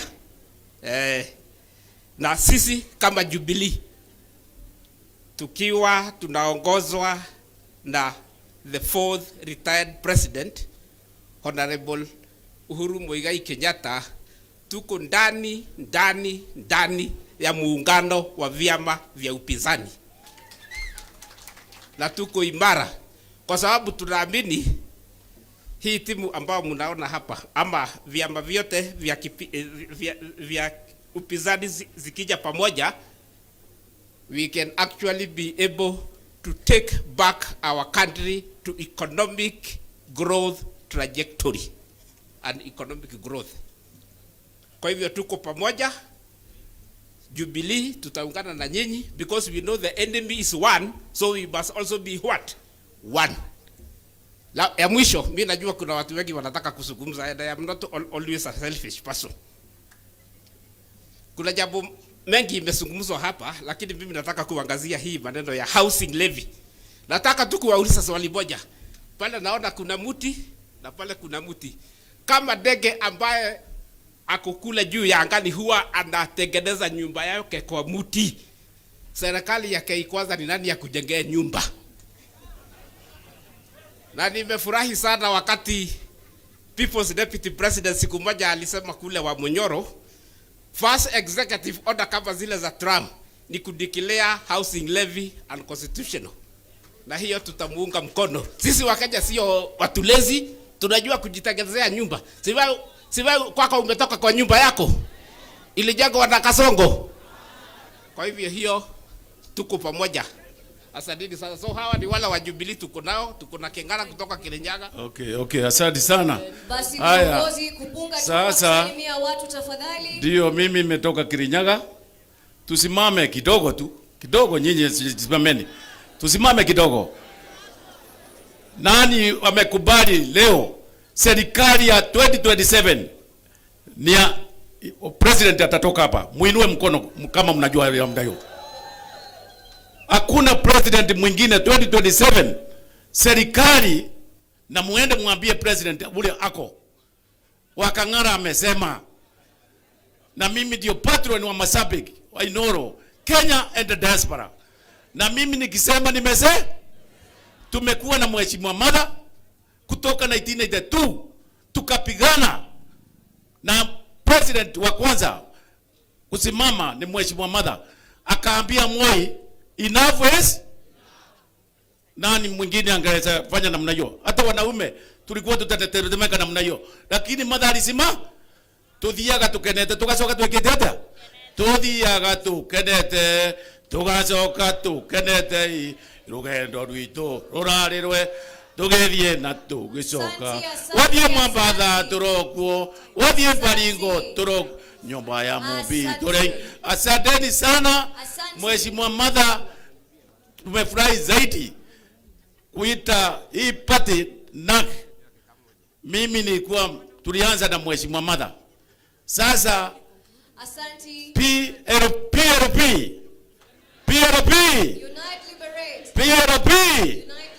mimi tukiwa na Mheshimiwa Martha, wewe 2027 wewe kuja pigania huko uniwachia Kirinyaga. Hiyo ni sawa sawa? Baudi bega. Asante sana. Ndoega muno. Thank you Secretary General. Wetu ukiwa na nafasi ya kuongea, wale wageni ambao umekuja nao hawataweza kupata nafasi kwenye ukumbi, tuweze tu kusema jina na kusalimia wageni. Asante. PLP. Kwa majina yangu mimi naitwa Wanja. Watu wakiniuliza nimetoka wapi wanadhani Wanja ni wa Kirinyaga. Siko wa Kirinyaga, lakini mimi ni mrafiki wa Martha. Mimi nataka kusema kitu moja, na hii na address watu wa Kasongo. Wakati ambao sisi youth tulienda kwa street, walituambia tutoke kwa street. Tukaendelea kufanya maandamano zetu kwa internet. Juzi minister wa ICT alisema atatuzimia internet. Kwa hivyo wanataka kututoa kwa streets na watutoe kwa mtandao. Tutakubali? Tutakubali. Wakati tulienda kwa internet tuliongea vitu mingi na tukasema kama kutakuwa na impeachment, impeach both. Hatukutaka mmoja atolewe, tulisema both. And moving forward, kama wanataka kututoa kwa internet, tutarudi kwa streets na mambo itachemka. Congratulations Honorable Martha Karua, you are our role model. God bless you. PLP. Asante. Asante. Okay, asante sana kwa kusikiliza wanajubilee, tuko pamoja. Asante sana. Kwa sababu ya muda ningeomba party leader wa Inject Party Morara Kebaso aje yazungumze na wananchi. Karibu mheshimiwa. Aya. Zakayo ashuke asishuke. Zakayo ashuke asishuke. Aya. Nikisema kitu ya uongo, mnasema uongo. Sawa sawa? Wakenya hamjambo. Mimi nataka niwaeleze. Na nataka mnisikize vizuri. Hapa vile vile tayari tumekwisha weka mpango ya 6 billion ili hawa mama mboga na hawa watu makanga na hawa vinyozi na wale wabeba sasa hawa wote wataweza kukopa deni ya serikali bila interest. Sijui kama tunaelewana. Mimi nitazungumza na huyu mjumbe wenu. Hii barabara ya kutoka hapa Kiamo kama kwenda paka hapo Kianyabinge, kwenda paka Getaurio, huyu contractor alikuwa ni mkora. Sasa nitaleta contractor mwingine. Na mimi nataka niwaambie hivi, falsehoods, misconceptions and half truths will not have an opportunity in the Kenya that we seek to build. Ni kweli si kweli? Zakayo ashuke asishuke. Ashuke asishuke. The Honorable Excellency Martha Karua, first let me congratulate you on this day and say thank you. I have bared the pain and brunt of this government. They have come after me. They have come after my family. They've even come after me with KRA. I've been arrested, I've been put in several police stations, but you have stood with me as my lawyer and my advocate, and I want to confirm to the people of PLP that I've never paid even 10 shillings. As our mother and our friend, we honor you and we honor your sacrifice to this country. We do not take it for granted that you've given your heart towards the liberation of Kenya. We as the young people are here to support you through that journey. I have heard many speakers come up here and speak about the unity of leaders. That I agree. That as leaders we must come together. Kwa sababu lazima Kasongo aende nyumbani. However, ladies and gentlemen, we must remember that the problem of our country is beyond leaders. It is also a problem of society and culture. We need to think very seriously about the economic liberation of the people of Kenya, and more especially the young people, and for them to have opportunities to live, work, and grow in this country. 78% of our population is made up of young people. And out of that population, 6 million young people are looking for jobs, and they cannot find.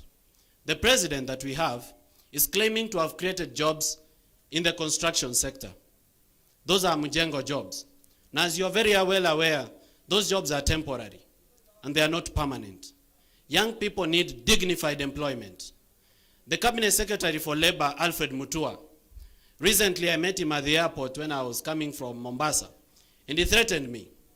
And I want to say from this stage that he should return the 16 million shillings that he collected from young people as a promise to give them jobs in Saudi Arabia. He collected 50,000 from each of those young people, and to this day, none of them have gotten visas to go and work abroad. We should be very deliberate about creating job opportunities at home. Ladies and gentlemen, I stand here as a testimony that young people are very much interested in the leadership and governance of our country. And you, the young people, are listening to me. Today is a wake-up call to you, not just to be voters, but to stand up for positions of governance. You should not just complain. You should be solution finders. You are not enough to just be voters. You can be members of parliament, you can be senators, you can be governors, and you can be presidents. You can be the change that you want to see. And I hope to see that. My hope for the People's Liberation Party, which is PLP, is that it will give more tickets to young people to run for different positions. Na mimi Mheshimiwa Martha Karua, Senior Counsel, I want to request you that these young people, you should waive the money that they need to pay for party ticket, so that young people get free ticket to stand up for leadership in our country. Mwisho kabisa, as I finish, I've had the privilege of touring this country, 32 counties in total. Na mheshimiwa, mimi nataka kuambia kwamba ile mambo inaendelea hapa ni wizi bila kazi. It is theft to the left, theft to the right, and theft in the center. There is nothing that is going on in our country. Out of a budget of 3.9 trillion, 70% of it goes to theft and pilferage of public funds. And if you go everywhere in this country, it is dead project after dead project. Corruption has killed our devolution. It has killed opportunities to young people. Please, if you get an opportunity, give that a thought and ensure that we end corruption in our country. Mimi nina azma ya kuwa rais wa Kenya. But that is the will of God. It is God that gives leadership. It is not me to give it to myself. If you become our president ahead of me, ile kitu peke yake naomba ni kiti ya anti-corruption. Mimi, and I want to work for free. I don't want to be paid. Nipatie tu hiyo kiti ya EACC na uzime simu. Uniwache mimi nitashughulikia hawa. Thank you and God bless you. Thank you very much, Morara Kebaso. I would like to invite Professor Kivuta Kibwana. He did a very good job in the county government of Makueni, a living example of humility combined with excellence. Makueni alifanya kazi na sasa tunataka kumsikiza ili atueleze. Tumesema palipo wazee haparibiki. Asanteni. People's Liberation Party.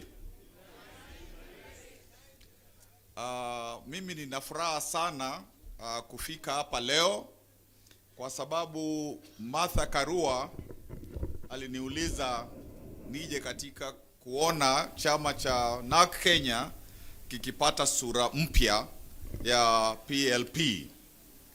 Nimetoka mbali na Martha Karua kwa sababu sisi wote wawili tulikuwa shule pamoja ya kisheria, mmoja akisimama na mwingine akikaa chini. Kwa hivyo Martha akiniomba nifanye jambo huwa mwepesi kwa kubali. Na vile vile tulipoanza NARC Kenya nilikuwa kutumia lugha ya Wamunyoro shareholder. Nilikuwa founder of NARC Kenya. Kwa hivyo nikaona kwamba leo mpaka pia nifike. Alafu mimi ninapenda sana People's Liberation. Mahali kuna hayo maneno mawili huwa mimi lazima nihudhurie. Na kwa kweli najua kwa sababu tumefanya kazi kwa muda mrefu na Martha. Nimejua kwamba Wakenya wako katika roho yake. Na akiuliza tufanye jambo, ninajua kwamba hatuwezi kupotea njia. Hapa nimeona viongozi wengi na wana talents nyingi, na nimeona kwamba kuna nia ya kuleta hizo talents pamoja. Na kwa kweli tulipoona Gen Z wakisimama ndio wakomboe Kenya, they sacrificed their lives for a purpose. So even hawa viongozi wako hapa na kuna wengine hawako hapa, ninajua kwamba if the young people could sacrifice their lives for Kenya, each one of you and maybe others who are not here want to be presidents, you will do a small sacrifice of sacrificing your presidential ambitions so that the country can go forward.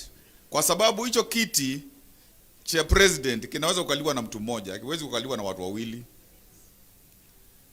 And even when one person is the president 2027 going forward, what I think is needed in this country is group leadership.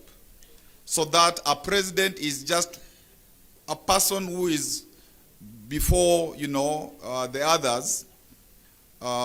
Lakini sio yeye kila kitu jinsi tumeona. Alafu nikimalizia nataka niseme huyu Kasongo ni mgumu. Na he is good at last mile politics. Kwa hivyo huyu ni mtu wa kupangiwa vilivyo. Watu wakifikiri ni mteremko, ana mbinu nyingi. Kwa hivyo ndio tusiseme tunafurahi, hiyo sio enough. Kazi itafanywa, inatakikana ifanywe. Na nimeona kwamba kuna new political capital of Kenya, mahali kunaitwa Wamunyoro, na ninaona kwamba tutaendelea.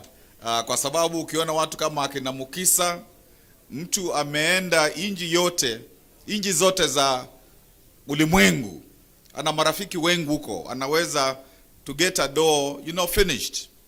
Hata ndugu yangu Kalonzo, isipokuwa kuna wakati tunakuwa na shida kidogo, ana capacity ya kuwa he has not been mentioned with corruption. Kwa hivyo hapo kuna jambo. Huyu mzee, that's a tough nut. Huyu ni mtoto wa Maumau, so a lot is expected from you. Na wote tunaweza kuendelea. Kwa hivyo ndio nisitumie wakati mwingi. What I really want to say is it must be a true people's liberation. Kwa sababu we don't want to replace Kasongo na Kasongo mwingine. Si ndio? We don't want to replace Kasongo na Kasongo mwingine. And the young people, we don't want them to be in party wings. We want them to be an integral part of our politics. Because you here are people to hand over power to these young people, these Gen Zs, so that tuna kizazi kipya. Kwa hivyo nafurahi kwa sababu nimeona dalili kwa umbali ya muungano wa wazalendo, tuseme MUA. Asanteni. Asante sana His Excellency Kivutha Kibwana. Ningependa kumkaribisha Honorable Dr. Muhisa Kitui ili aweze kuzungumza nasi. Asante.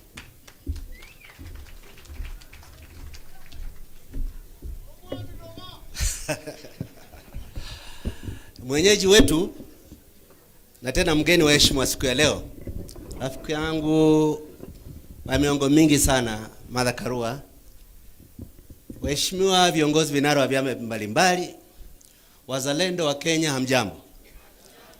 Mimi kwanza ni fahari yangu kusema wakati tunazindua mlongo mpya wa chama cha PLP, nilikuwa mwanzilishi party leader wa NAK Kenya. And the DNA of NAK Kenya as a party that is responsive to youth vibes, to new thinking, remains to inform my thinking about this country. Sitasema mengi sana. Kihistoria, na mimi nilihusika na harakati za ukombozi wa pili. Every liberation movement reaches an inflection point when the decisions of leaders are critical in deciding whether it is going to collapse or it's going to succeed. The best example we have is 1991.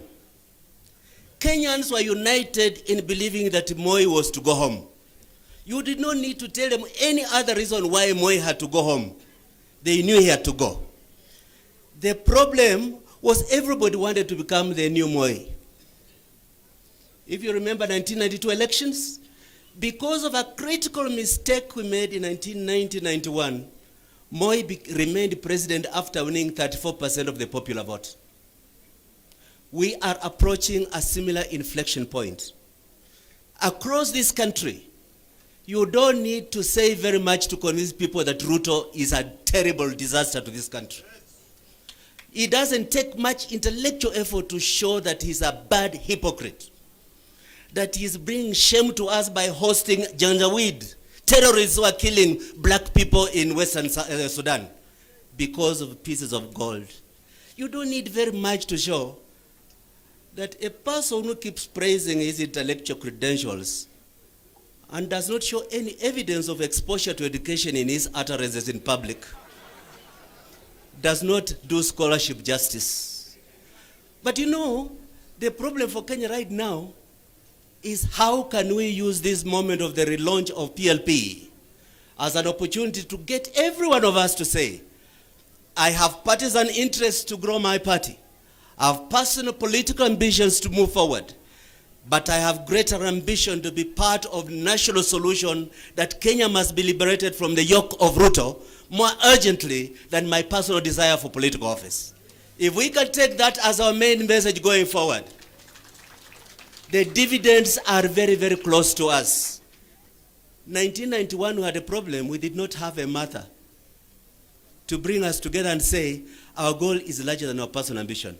But imagine if this had happened 2 years ago, no boys would have been picked from their homes in Kondele and their bodies found slaughtered by guns. No youth would have been shot on the streets of Nairobi and became statistics in mortuaries with impunity. Just what Rai will not have been abducted and be told, you withdraw this case or I'm going to kill you or expel you. Today, the blood of Gen Z, the fate of investors, the aspirations of a nation call upon us to be genuine in our determination, take shame off our nation, return humility to leadership, and find a higher calling that national liberation is more important than your personal political ambition. Thank you very much. Thank you very much, Honorable Dr. Muhisa Kitui. I would now like to invite Senator Richard Onyonka to come and address. He's done a very good job to inject. So tukaribishe Senator. Thank you.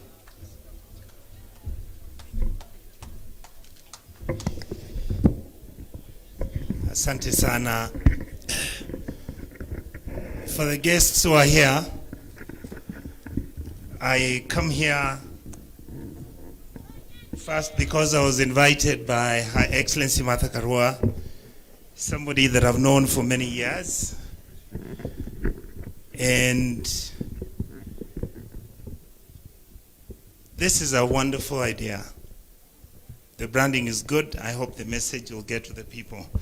I am representing a gentleman who's not here with us, and his name is Fred Matiang'i.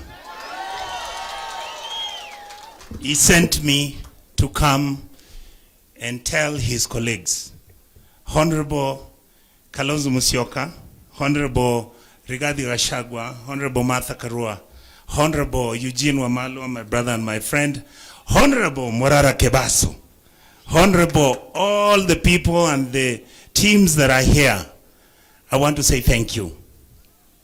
Wanjigi, oh God, you are a serious Kenyan. We are very, very proud of you. I want to say 2 words. We have a country where our budget now is 4 trillion. Parliament serves the executive. 90% of the members of parliament and senators have been bought. In that process, you have this 4 trillion budget, which is supposed to give our people health services. It's dead. You have the education system on its knees. Why? Because university funding money does not get to the people who are vulnerable. You have a government that is actually doing something called affordable housing, but in the universities, all our students live in the slums. Instead of the government building where these kids stay, because they pay, the government is building houses where the president and his friends are sharing the loot. How are they sharing the loot? They supply the cement. First of all, they take public land, they supply the cement, they supply chumas, they supply kokoto, they supply mchanga among the friends. They have said they were building 200,000 houses. The Auditor General says we've only done 5,000. The rest, they don't know where they are. You have a country that as we speak today, you don't know where the port of Mombasa, who owns it. Wanjigi, you don't know who owns Lamu Port. What happened to Vision 2030 and Kansas City? Billions and billions of Kenyan shillings dumped over there. Nothing has happened. Then, of course, Morara has always come out with the roads, how there is nothing, how they take the money and share it amongst themselves. Teachers are not being paid because they are examining exams from 2 years ago. And then you have our Kengen, you have Ketraco, you have Diathamo, all of these state corporations.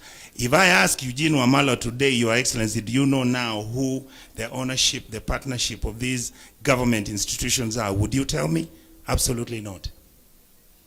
All our universities' land, whether it is the University of Nairobi, whether it's Kenyatta, whether it is Moi University Eldoret, is being allocated, shared amongst the people in government today. The houses where university lecturers have been staying around here, including across the street, they have already transferred the titles.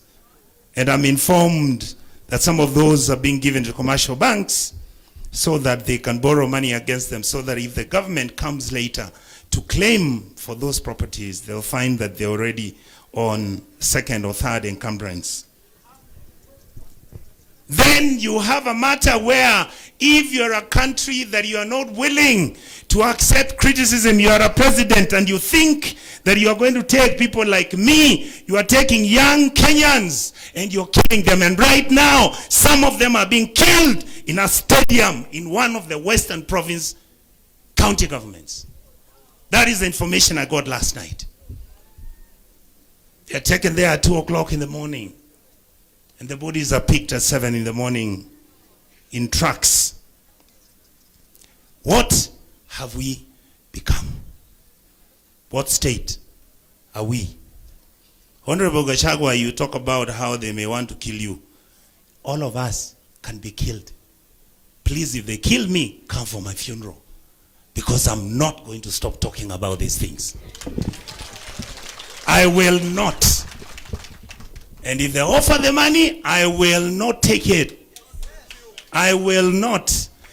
It has reached a country where all of us now must begin to interrogate ourselves and ask ourselves, lest we forget like I heard my brother talk about, lest we forget every single thing that is going to happen to any of us can happen to any of you out there. So finally, I want to tell the leaders on this table, Honorable Kalonzo Musyoka, don't be like these people if you become president. Riggy G, don't be like these people. Honorable Eugene, the country needs you.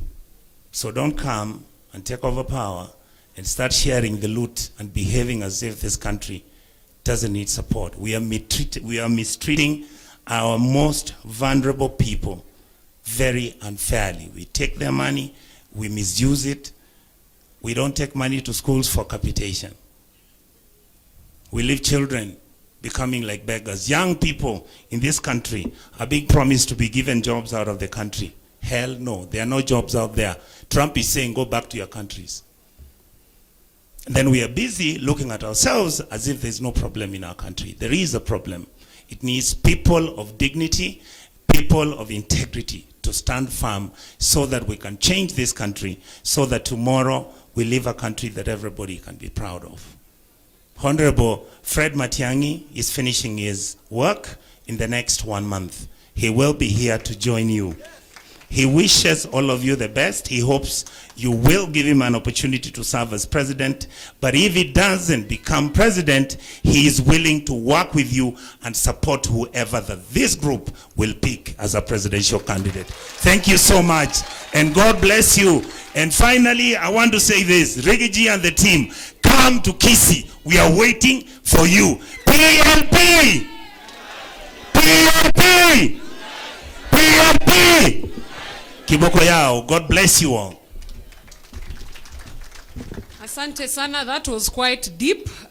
So I hope mumeweza kufikiria maneno haya yamesemwa. I would like to invite the Honorable Eugene Wamalwa, Party Leader DAPK, aje azungumze nasi.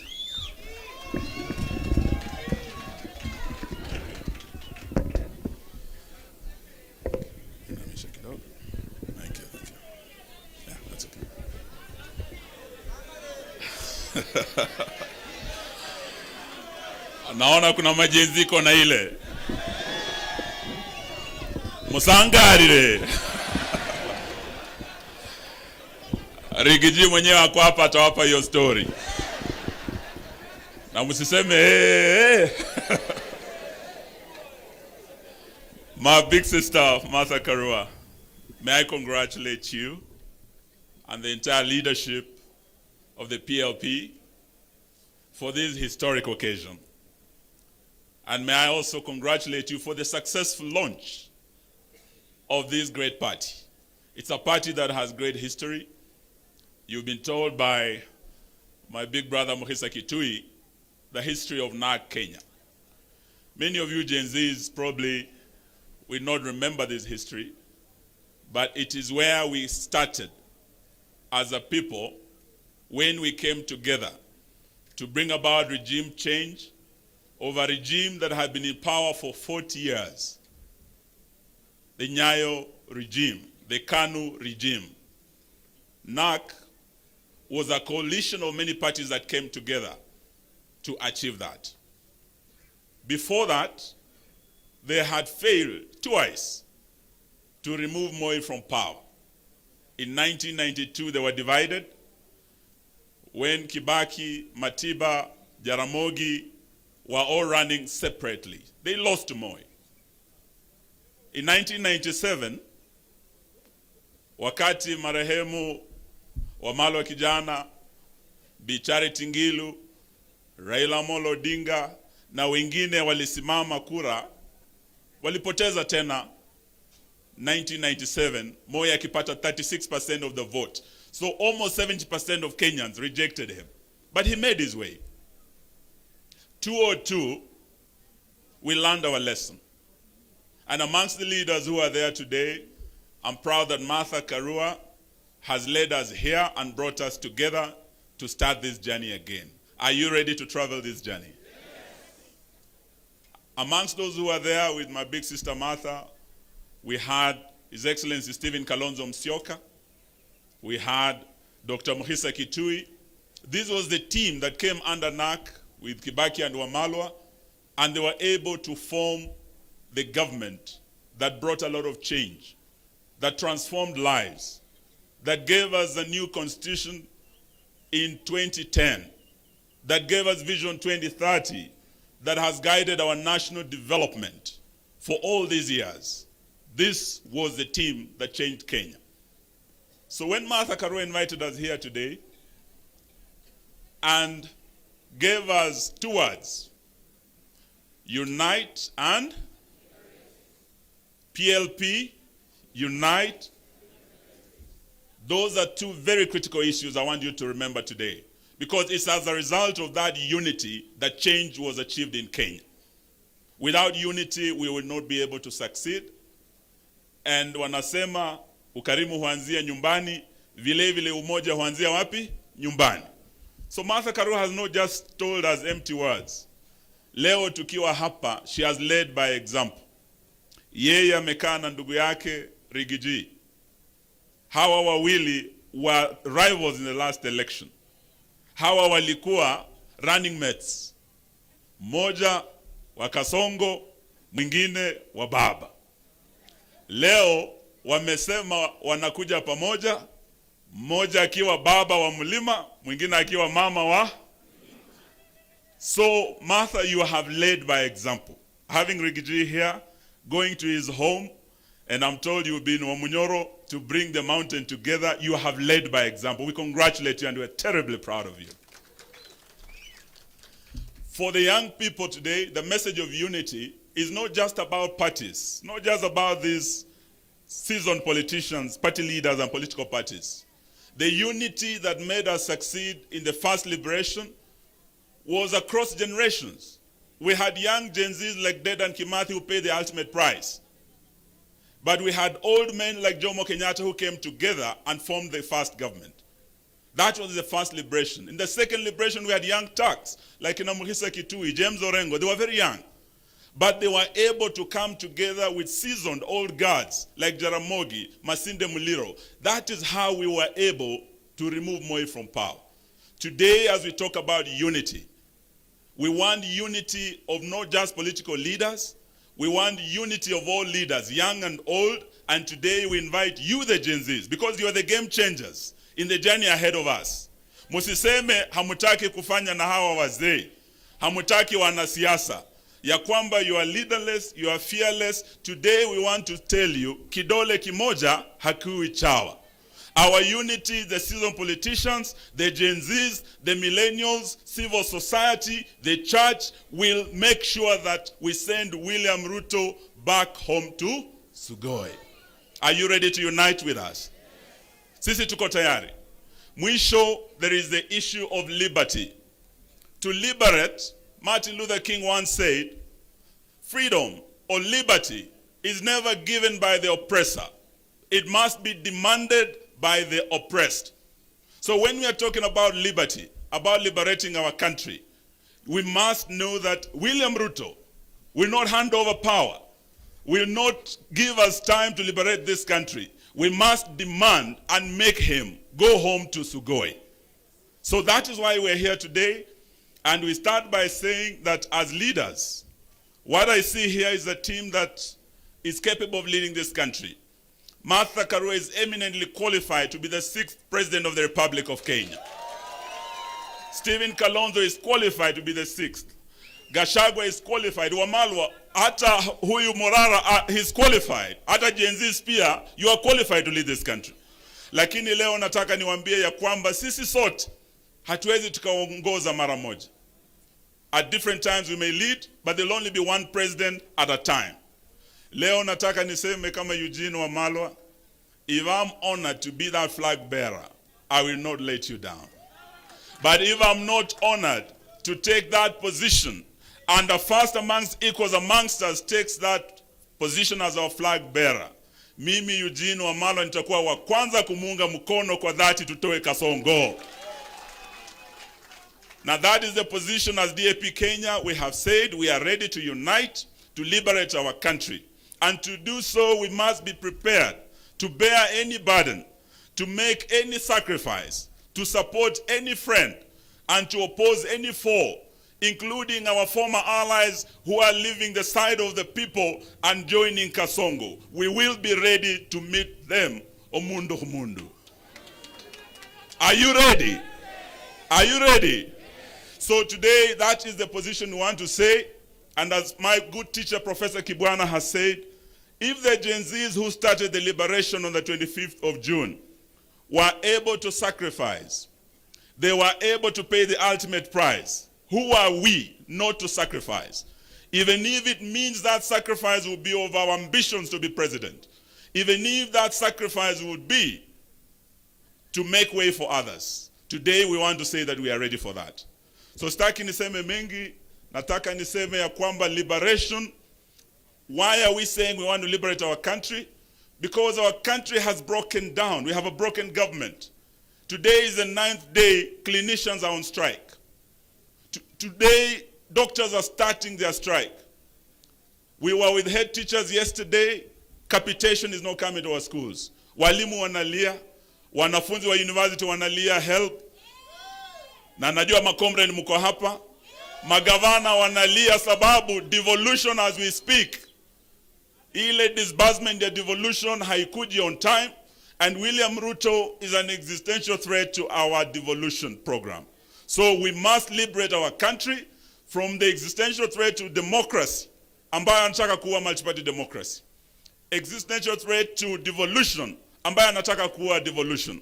So that is why we are here today, to unite, to work together as one team, to ensure that on the 10th of August, 2027, Kasongo asonge aende wapi? Atoke State House asonge wapi? No. Sahau ile Medu alisema asonge from State House asonge wapi? Naivasha. Kutoka Naivasha asonge wapi? Kutoka Nakuru asonge wapi? Kutoka Eldoret asonge wapi? Aende asiende? Kasongo asonge asisonge? Asante, Mungu awabariki. Thank you very much, Honorable Eugene. I'd like now to invite the party leader, Safina Party, Honorable Jimmy Wanjigi.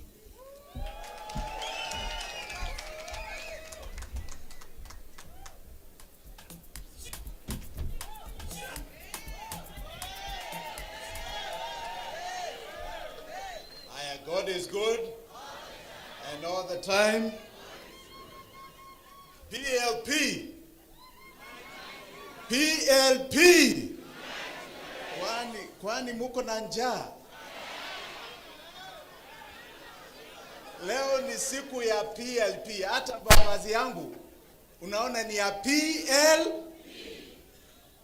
My dear sister Martha, my good friend. Tuko hapa kwa ajili ya wewe. You have been a source of courage and excitement to us. You have been a source of friendship to us. You have been there when this country needed heroes. You have been there when we needed champions.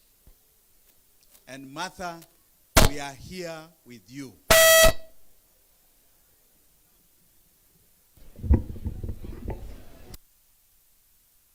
Martha, we are here with you. Wa viongozi wote ambao mko hapa, yangu yatakuwa machache. We are here to celebrate the branding of a party called NAK Kenya to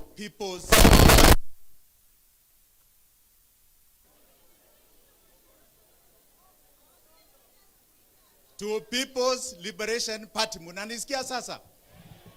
Munanisikia vizuri? And Martha has recognized ya kwamba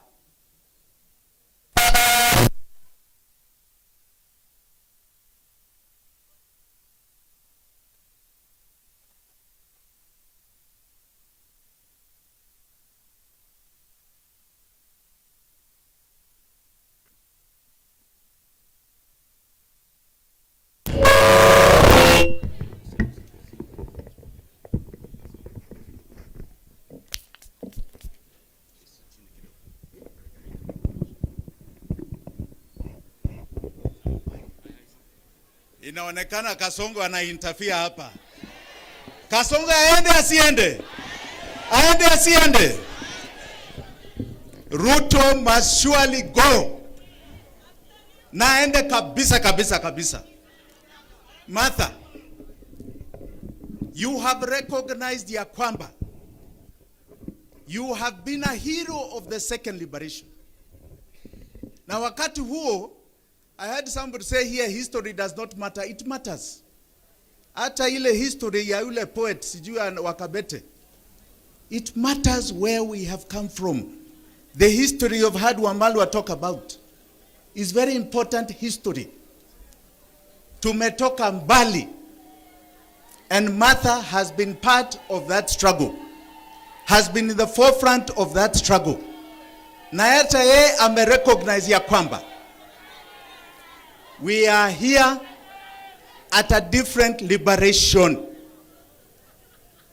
The first liberation was our independence. The second liberation has been about our democracy, political democracy. Na hii ya tatu ni ya economic. And this economic liberation, musidanganywa na mtu, it is going to be as hard as the political revolution that led our forefathers into Mau Mau. There shall be sacrifices of our lives. Because this economic template ililetwa hapa na watu ambao wanaitwa wabeberu. It was brought here 100 years ago. And it has been cemented. We have changed from white to black leaders, but none of us are prospering. Just the few are prospering. Economically ni wachache tu. So we must understand what this liberation is about. Our unity si ya kusema tu ati tunatoa Ruto. At America, if I'm going to give my 2 cents, America, the Democrats were united around one thing. We are united to remove Trump, to make sure Trump does not come. We hate Trump. Walishindwa ama hawakushindwa? Walishindwa ama hawakushindwa? We must unite on defining for Kenyans what happens when Ruto is not there. After Ruto, what is this country going to be? Itakuwa namna gani? Senator mashuhuri wanaonyonka. One thing I like about you, and I must say I like about Mheshimiwa Mbui, is that you have understood numbers. You have understood numbers and facts your numbers. Ruto today is known as Zakayo kwa ajili ya tax. Si ushuru ndio kazi yake? Atumalize. You must ask yourselves why? Why? Being a thief is only one aspect. The budget that Senator Onyonka is talking about, 4.2 trillion, ambao iko kwa bunge saa hii. 3.2 trillion ni recurrent expenditure. Si ya development, ni ya kukula. Na ukiangalia hiyo 3.2, 2.2 inaenda kulipa madeni. 2.2 inaenda kulipa madeni. 400 is needed for operations za serikali. 500, 600 ya salaries. Unakuja sasa kwa madeni. Because we will not get more than 2.8 trillion revenue. Kuingia kwa madeni, you're borrowing for counties. You're borrowing for the little development you can do, which you cannot do. So hata tukiwa hapa, tukisema tutatoa ushuru ni sawa. Tutalipa deni namna gani? Na deni ni 70% ya fedha zetu. 70%. Na itakuwa hivyo mpaka 2036. Mwaka huu 1.9 trillion deni. The next financial year 2.2 trillion deni. The next financial year 2.4 trillion deni. If we do not understand hiyo deni ilikuwa ya nini, and that we are going to solve that problem, hata sisi tukiingia kwa hiyo kiti ya urais, tukiingia in 3 months mtakuwa nasema tuondoke hata sisi tuwe kama Kasongo. So we must be united on solving the problem, the real problem of this country. Not just to say we are united. There were people who were united before they told us freedom was coming. Iko wapi? Iko wapi? Ilikuja. And today they are here with us because they were cheated. Because they were cheated. There were others who were told, like my dear sister, that there is a liberation coming from Raila Amolo Odinga. Leo Raila ako wapi? Na ni rafiki yangu, ako wapi? Ako wapi? The 2 deputies are united here, na wao wako united kule kwingine. Let us be careful about this unity. It must be about framing the questions of the people of Kenya. Na Gen Z mulifanya kazi last year. Mulifanya kazi. You changed the politics of this country. June 25th, mulimaliza Kasongo. But you also finished the politics ya kienyeji. Mulimaliza hiyo ya kienyeji ya zamani. You are now in the politics of Dodge. Dodge, kama Americans wanasema. Kuna mjaluo aliniambia hiyo inaitwa donge. Dodge ya Elon Musk is where you are. You are changing the fabric of our politics. Do not stop. You are today, you are tomorrow, you are the day after. Asanteni sana, God bless you all.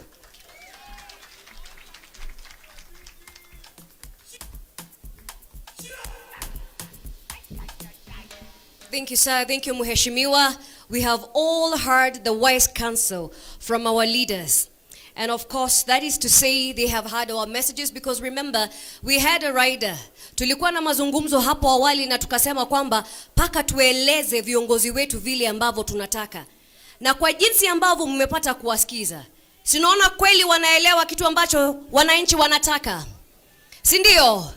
Sawa sawa basi. Ladies and gentlemen, your excellencies, kindly, I wish to request with the utmost humility to introduce more leaders who have also joined us here today. May I please recognize Mheshimiwa Wakili Edward Mureu. This is the member of Gatanga constituency. He's the founder member of UDA and currently the secretary legal affairs of UDA. He's a NEC member there. Karibu sana Mheshimiwa. Mheshimiwa, PLP, Unite Liberate. We are united. Kila mtu amefika hapa kweli. I also wish to recognize Mheshimiwa Jessica Mbalu. Mheshimiwa Jessica Mbalu is a member of the Wiper Party. She's a dear friend to Her Excellency, our party leader, PLP Party, and she's from Kibwezi East constituency. May I also recognize Dr. Peter Mbae. Dr. Peter Mbae is the former head of the Government Delivery Services. Asante sana, Dr. Peter Mbae. And I would also like to recognize a few more members who have also just arrived. We have Mureithi Kangara. We also have Honorable Muirore. He's a founder member of the NAK Kenya Party at the time. 2 decades later today, we are unveiling, we have a new party, PLP. We have Patrick Kinyori. We have Caesar Wanjao. We have Kibe Mungai. We also have Professor Naituli. We have Mama Betty Murungi. We have Honorable John Gituku, the elected MCA of Maela Ward from Naivasha. Asanteni sana. We continue appreciating you creating time and truly speaking in a singular voice, because the language from today going forward is uniting and liberating. Unajua wakati tukianza tulikuwa tumeshashika ile speed. Mimi sioni kofia zetu, maua yetu. Iko wapi? Iko wapi? Bendera ya Kenya naona inapeperuka juu kabisa. Safi kabisa maua. Nilisema tutafute nafasi chini ya viti vyetu kuna zile placards ambazo zinaonyesha chama cha PLP kinasimamia nini. Basi tuchukue hizo. Kwa wakati huu ningependa kumpa nafasi hii Mkenya daima. Iwapo kuna Mkenya daima halisi na halisia ambaye tunamjua, basi anaitwa Eric Wainaina. Wangapi hapa wanamjua? Jamani, hapa wangapi wanamjua? Tunamjua Eric Wainaina? I have the absolute pleasure to invite him. And remember, we said there's so many ways to contribute to the welfare of this country. And this gentleman, Eric Wainaina, has done so through art. We are not limited to how we can contribute. Eric Wainaina, please. Floor is all yours.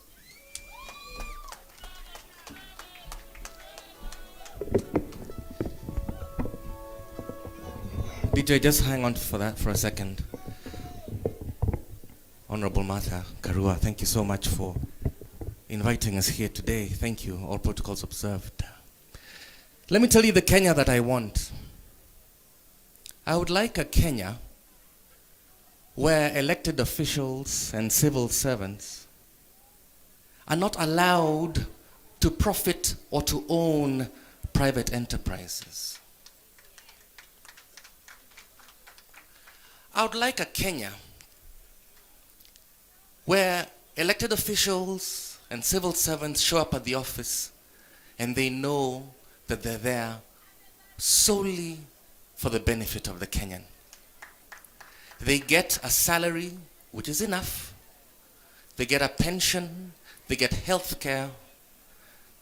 They get education for their children. But everything else they do, they know is for the Kenyan. Na gari pia maximum.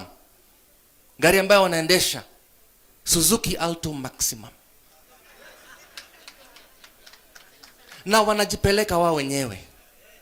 Na wanajifungulia mlango kwani mkono umevunjika.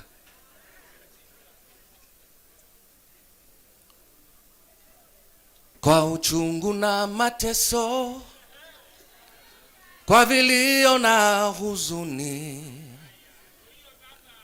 tulinyakuliwa uhuru na vijana wa Gen Z.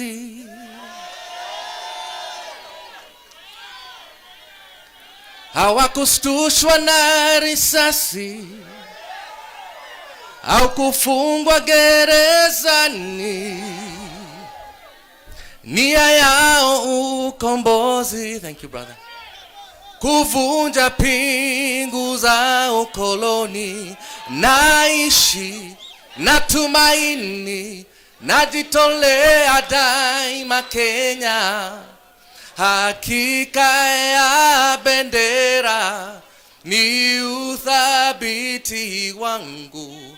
Nyeusi ya wananchi na nyekundu ni ya damu. Kijani ni ya ardhi, nyeupe wa amani. Daima mimi ni Mkenya, mwananchi mzalendo. God bless you all. Thank you.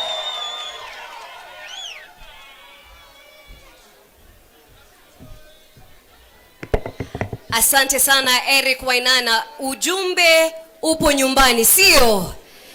Daima mimi nini? Daima mimi nini? Let me see us wave our Kenyan flag up and high. Wave our Kenyan flag up and high. Daima nini? Asante sana. Eric Wainaina is also known for his heat. Nchi ya kitu kidogo. Na basi party leader wa Injector amesema akipata nafasi pale EACC atafanya kazi vilivyo. Asanteni sana. Ningependa sasa kuchukua nafasi hii ni mualike SG wetu, Secretary General wa chama cha PLP, ili aweze kutuongoza kwa awamu inayofuatia. Awamu bila shaka sisi tumekuwa tumengoja kwa hamu na gamu jamani. Asante sana SG, karibu. Asante sana, asanteni sana kwa uvumilivu wenu.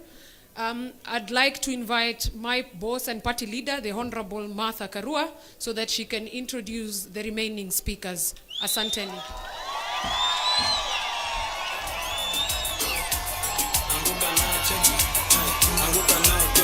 Asanteni. Stand up to your feet, mikono juu alafu click. Tuliza pesa alafu one leg. Anguka na one leg. Anguka na. Anguka na. Asanteni, asanteni. Tutaanguka nayo bado. PLP. Unite, liberate. Tuko hapa to unite and liberate. I will start by introducing my international guests. I've been called because the MC may not know them as well as I do. And we have in the house Dorothy Semu, KC. KC ni kiongozi wa chama cha ACT Wazalendo kutoka Tanzania. Dorothy, come to the podium. As she comes to the podium, this is the Purple Party of Tanzania. Wakanialika mwaka jana niwe mgeni wa heshima during their National Delegates Conference. Tukaona hapo party bendera za Purple zimepeperuka, tukapendezwa. Tukajua mambo yao ya term limit ya kiongozi na viongozi wa chama. Tukaiga mfano wao sababu there is no need of making a new wheel. You actually replicate what is good and you copy from each other. So this is a sister party from Tanzania. Wale wanajua ACT Wazalendo, Dorothy alichukua ushukani March of last year from Zito Kabwe, then KC.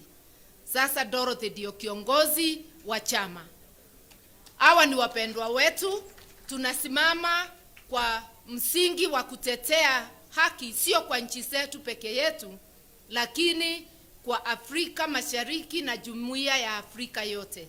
Sitamhadithia zile kazi tumefanya na Mama Dorothy na viongozi wengine. Welcome our honored guest, Dorothy Semu, KC. Asante sana, Honorable Martha Karua, Party Leader for People's Liberation Party, Honorable Party Leaders present here, waheshimiwa wote mlioko hapa, all protocols observed, wanachama wa PLP, comrades and friends. It's an honor and privilege to stand before you today at this significant milestone of the brand reveal event. On behalf of the ACT Wazalendo Party and the people of Tanzania, I extend my heartfelt congratulations to you on this bold, visionary rebranding initiative of your party from the National Red Bull Coalition Party to the People's Liberation Party.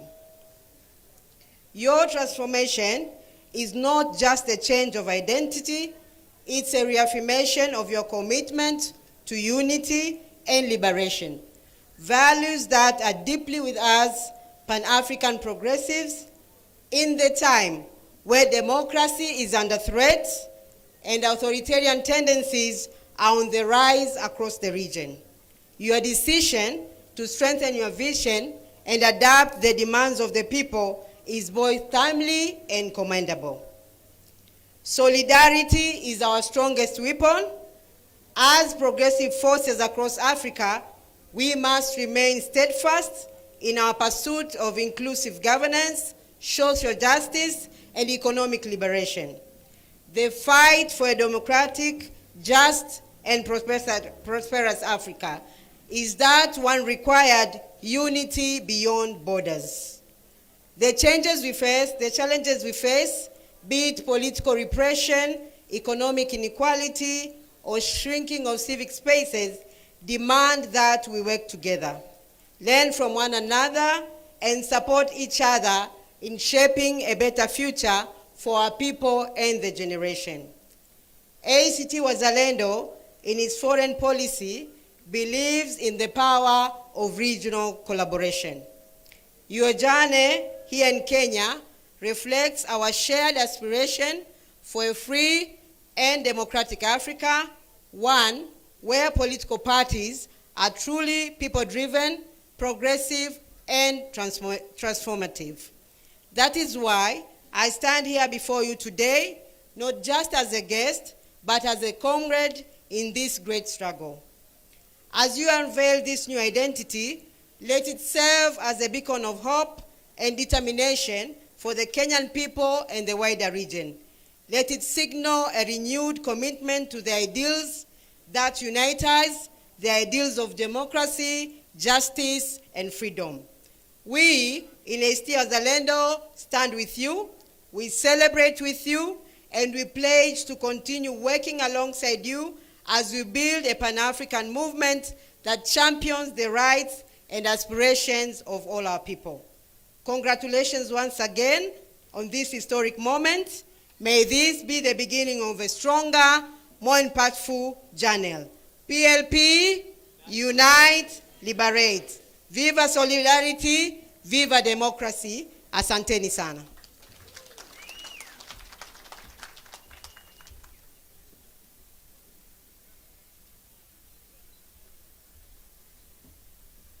Thank you, Dorothy, Casey. And now it is my pleasure to invite the Lord Mayor of Kampala City. The Lord Mayor, Arias Lukwago, is an advocate of the High Court, and it is under his chambers that I practice and lead the team in Uganda. Apart from that, the Lord Mayor is also the president of a party known as FDC Katonga, which is the party of Kizza Besigye. So he is here in his various capacities. He is a very serious lawyer, a very good lawyer. The way they have conducted the case, and some of you have seen him on the internet, huyu ni moto wa kuotewa mbali. Karibu sana, Lord Mayor. In Kiganda, Omulodi. Thank you, my dear sister, the Honorable Martha Karua. In fact, that is a household name there, and she has perfected it, Omulodi. Your Excellencies, my senior brother, Riggy, Your Excellency Kalonzo Musyoka, and Wamaru and others who are here, the principals of different entities, and my dear sister Dorothy here from Tanzania, all of you members of PLP. PLP? PLP? Well, I'm equally honored to be here, to be part of this historic moment as you unveil this new platform. I bring you warm greetings from the people of Kampala, my colleagues, all the progressive forces. They send you warm greetings, Honorable Martha Karua, and all of you, the people of Kenya who are determined to champion the cause of change. We salute you all and congratulate you on this great milestone. In the same vein, we do wish to convey our profound gratitude to the Honorable Martha Karua for standing with us, the people of Uganda. Ladies and gentlemen, I am speaking for millions of Uganda there who admire the courage, the determination, the steadfastness of Honorable Martha Karua here.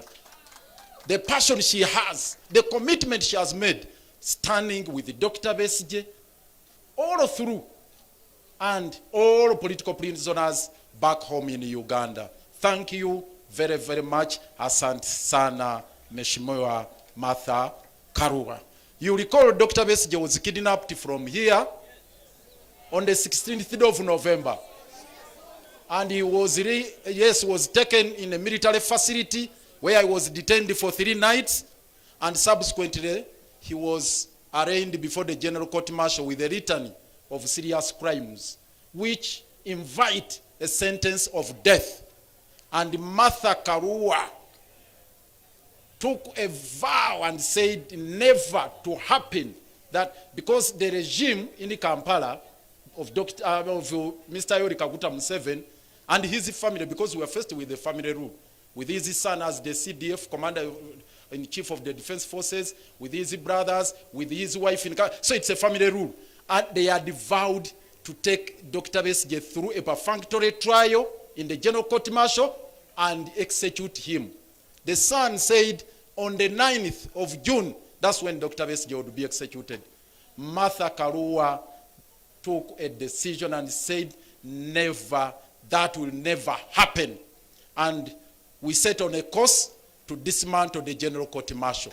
I'm bringing you good news. With the stewardship of the Honorable Martha Karua, we have finally brought down that tool of oppression, the weapon of persecution. It has been combined efforts, and she has moved it to all the institutions. She literally caused the tremor in all the institutions in Uganda. We thank you very, very much. Now, a call, as I conclude, a call to all of you here, the principals, the people of Kenya, and all of us. We need to tackle the problem from the source. This issue of kidnaps, I heard some member of parliament here say that Kenya is now the capital, not Nairobi, Kenya, the capital of kidnaps in East Africa. But the cradle is Uganda. The patron of autocracy, the patron of dictatorship, the patron of oppression and suppression, repression, is none other than General Kaguta Yoweri Museveni. That's where all the problems are coming from. And I must commend the Gen Z during Mandamano who paid a visit to our embassy here. Thank you. You paid a visit, a courtesy visit. Please, it was a courtesy visit. But it was a serious one. And it sent very powerful signals back in Kampala.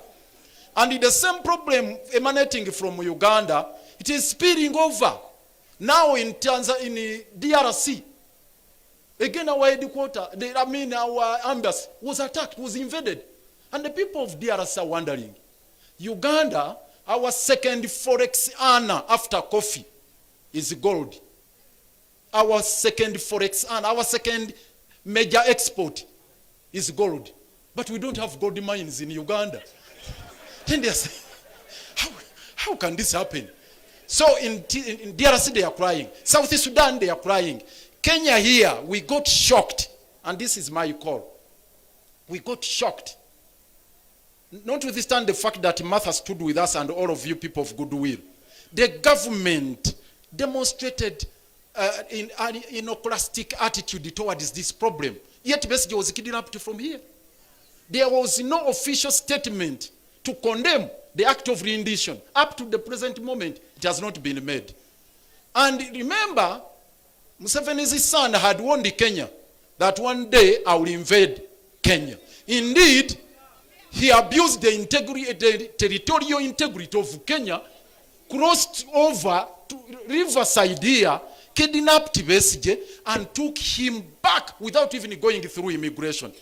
And the government of Kenya has not defended its territorial integrity, not taking Uganda to ICC or the other international fora, and that is a matter which is really baffling us back home. So we invite you that we continue with the solidarity. We fight the transnational or cross-border abductions and all these other forms of transgressions as a people united under Jumuiya. We espouse those values under the treaty. They are talking about a treaty to exchange what they call political dissidents, but political prisoners, that there is an agreement between Kenya and Uganda. Martha has put them to task and ourselves to explain and put it on table. Up to now, they have not laid it on table. We ask the government of Kenya, I'm glad the MPs are here, the senators are here. Why don't you demand for that treaty to be put on table? That you have an agreement between Kenya and Uganda to exchange political prisoners. That has taken us by surprise because there is a treaty which provides for the mechanism and the procedure. We have extradition laws which are being abused. So all these are serious matters we need to pursue jointly and in a concerted manner, local here in Kenya, in Uganda, East Africa level, at a continental level and international level. Finally, Martha has mobilized quite a number of lawyers from all over Africa who are storming Uganda to fight for justice, to fight for equity, to fight for fairness. Thank you very much. The very last one, there is a senator here who attempted to sing a liberation song from Uganda. Allow me just to grace this historic moment with this song. We shall overcome, we shall overcome, we shall overcome someday. Deep in my heart, I do believe we shall overcome someday. This one, the very final one. Never surrender. Before I come to never surrender, the very final one now. The name Kasonga is featured prominently here. And I felt so much. I mean, I don't know, I can't even express the kind of emotions I felt. But I thought I would be doing injustice to you if I didn't share with you this liberation song. We don't have copyright for this. This is Museveni's song he came with from the bush, but it's a good one. Listen to it. Siku moja peke tutaona Kasongo anafunga muzigo na kurudi nyumbani. I'm not good at singing, but let me repeat it. Siku moja peke tutaona Kasongo anafunga muzigo na kurudi nyumbani. Thank you. I think he did not sing the real liberation song, which we sing in court, and sometimes Dr. Besige opens it when the court, especially when the court martial was rising. This song is just to say we never surrender, and it's not to surrender to oppression, to injustice, to anything. Never, never, never surrender. Never, never, never surrender. We will never, never, never surrender. Never, never, never surrender. We must never surrender to injustice. Asante sana Omulodi. And now, since I was made the MC to invite my international guests, I'll go ahead and invite the two remaining guests, one of whom is my twin political brother, politically speaking. It's none other than my friend, His Excellency Kalonzo wa Musyoka. Anguka now, check it. Anguka now, twende down low now. Stand up to your feet, mikono juu alafu click. Tuliza pesa alafu one leg. Anguka now, one leg.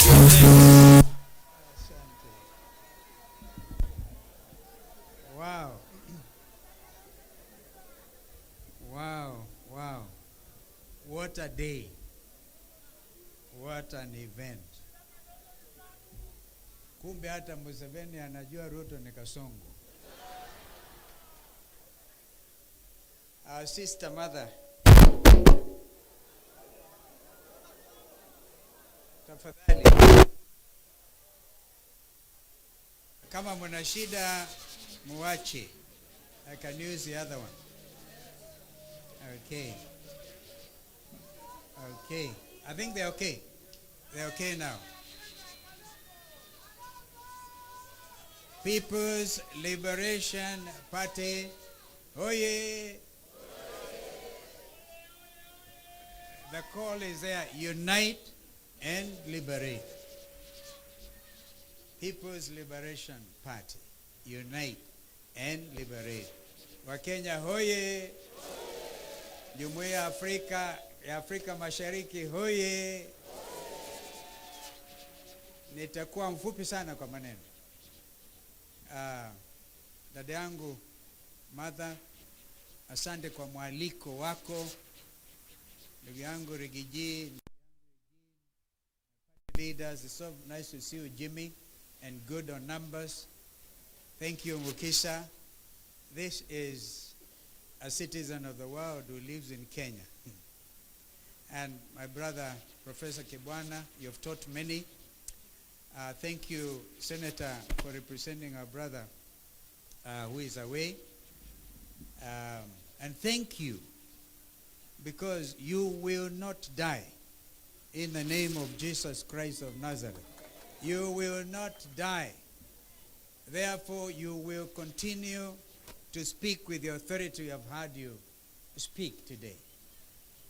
Kwa niaba wenzangu wana Wiper, dada yangu Martha, mimi nataka nikuhakikishie siku wa Tamarin jana alisema Tamarin is supposed to issue a statement in Tamarin Hotel Mombasa. Therefore, ignore the disinformation, the panic. And today, those on the other side have reason to know that this is the beginning of a new day. Tafadhalini, tafadhalini, tafadhalini, tafadhalini. Because it has I'll shift to the other one. I'll shift to the other one. Okay, if it happens again, Kelly, please. We are going to unite under an idea and an agenda, as our brother Jimmy has indicated. It cannot just be unity for the sake of removing an individual because of misrule. I want to assure the Lord Mayor that listening to you, and that this country is now the country of renditions, forced abductions. These people will make sure nobody abducts you from Nairobi today. It will not happen.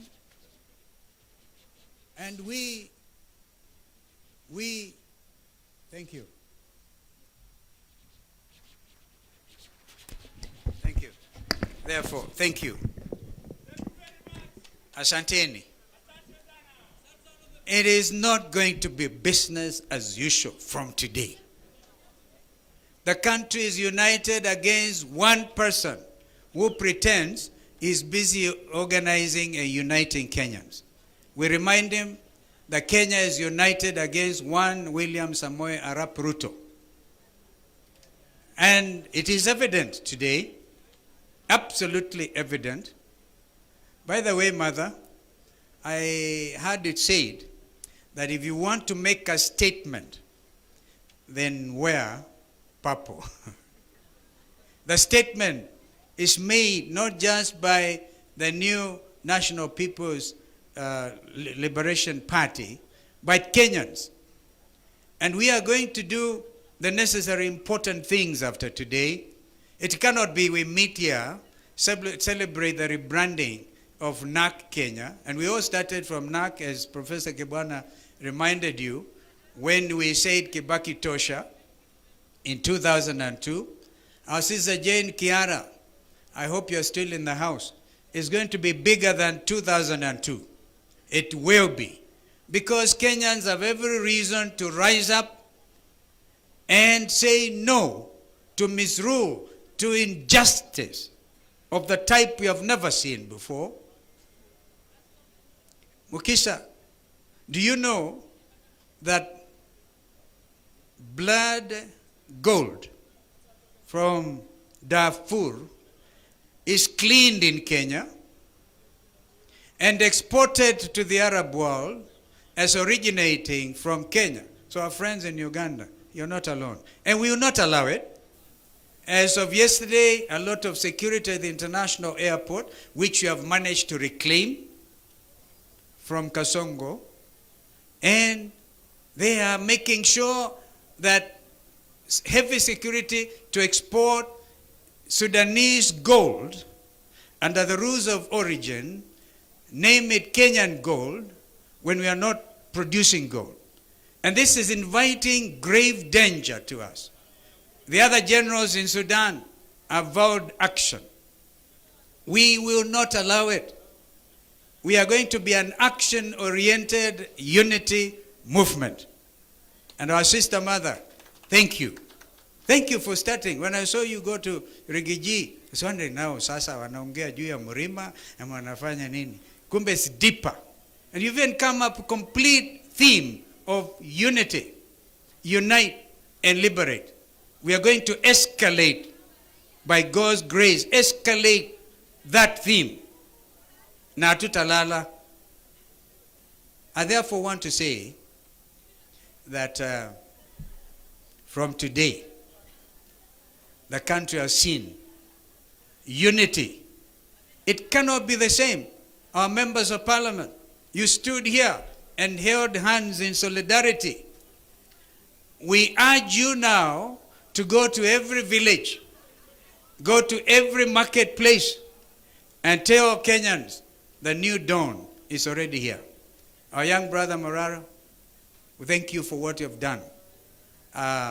You know, William Ruto gave me some names, and one of which was Mutu ya Katikati. I think I want to baptize him properly today. Alisema kule akiwa Western Kenya mambo ni matatu. Tutampa majina matatu, mawili amekubali. Jina la kwanza alikubali Zakayo. Jensi walikata mti, Zakayo akashuka. Akakubali hilo jina alipokuwa Kisii. Akakubali jina la pili Kasongo. Even sang, dance to the tune ya hiyo Kasongo. Jina la tatu sasa akubali kwamba yeye sasa ni Kaongo. Mambo matatu. Uongo mtupu. But we don't want to dwell on that at all. I want to make a very serious proposal. In order to honor the young Kenyans who died, a lot of them on the 25th of June, which I call J25. June 25, if it meets with the approval of the young Kenyans, the Gen Zs, we will, Mother and our colleagues here, declare, because that is a true liberation day for purposes of fighting injustice and saying no to abductions and saying no to stealing of our resources and saying no to impoverishing our people. We will declare June 25th a public holiday. That is a proposal. And I can't wait to see, because you cannot wish that away. Our young people are still angry, but they have become the inspiration to the world. University students in Bangladesh took it up and threw out Sheikh Hasina. She had to flee to India. I had occasion to address a master's class in Uppsala University in Sweden, and they wanted to know, what is this miracle that has happened in Kenya about young Kenyans saying, we want our country back. Therefore, that inspiration continues even in Uganda, even everywhere in Tanzania. And the leadership of East Africa should not take offense. If anything, they should take the cue. Some of us believe intensely in the need to integrate East African region. I was there with the Jakaya Mrisho Kikwete and others, working with Rugunda, working to reinvent East African community, which we did. And therefore, when we sing our East African national anthem, amazing, sweet song, we have to live that spirit. But before we do so, each of our member countries must liberate themselves. We want to give you assurance that as national, People's Liberation Party. Do you know the Kiswahili version, Mother, is ukombozi. Ukombozi umefika. It is not going to be easy for a start. Gen Z, please vet every applicant who wants to be a commissioner for IEBC, the newly to be reconstituted IEBC. Because already those in authority up there give some unilateral budget, 61 billion. Wamezitoa wapi hizo? Vijana lazima tuangazie mambo haya, tuulize, where are you getting, by the way, under whose authority are you making this announcement? There's something there we have to make sure the new IEBC will be above board, because that will be the team to lead ukombozi wa kidemokrasia, while we believe as our new movement, well, Kasongo wants to revert the country to single party. We are saying the fidelity of multi-party democracy and our Constitution 2010. Therefore, you can see the numbers are going to grow. And we are going to make every Kenyan feel liberated, every Kenyan feel empowered. Our young people certainly taking leadership, and Sisi being there to mentor them. I felt I needed to say that. And Mother, congratulations, my twin political sister. She is fearless. And thank you for standing so strong. And we will continue to walk this journey with you. We shall be selfless as usual. We will move. And now, the new brother in the kid in the block, Wamunyoro. I also come from Sekuru, Intawalika huko. Sekuru huko, watu wa Mrima. I think everybody now can feel. And any member of parliament who has been state captured, including our judiciary, and we are saying no. Thank you, Riggy G, for standing so strong on the need to have an independent judiciary. Mungu abariki, long live NAK Kenya now, People's Liberation Party. Unite, unite, unite, escalate.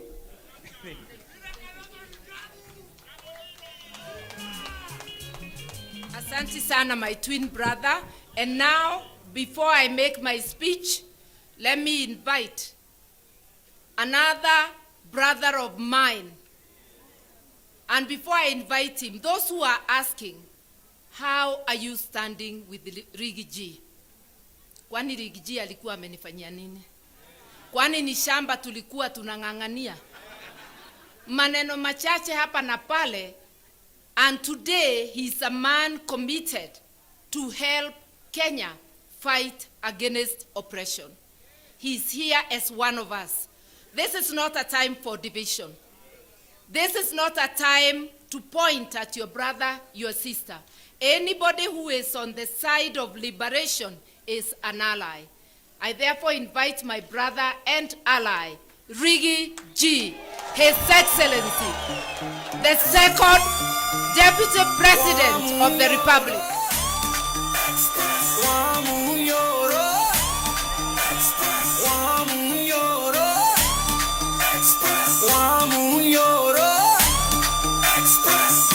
The truthful man, express. Modoma nyoma, express. Anapea ruto wasi, express. Wamunyoro. Thank you, Asante, thank you. Thank you, Asante.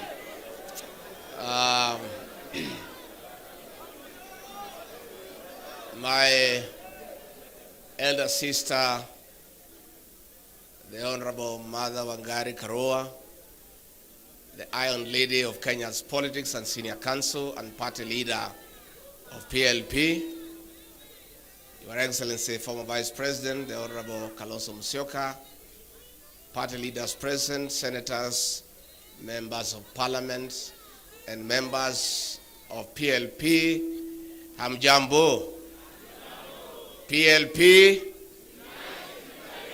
PLP, PLP Hoi. Asanteni sana. Mine will be very brief. I just say 2-3 things.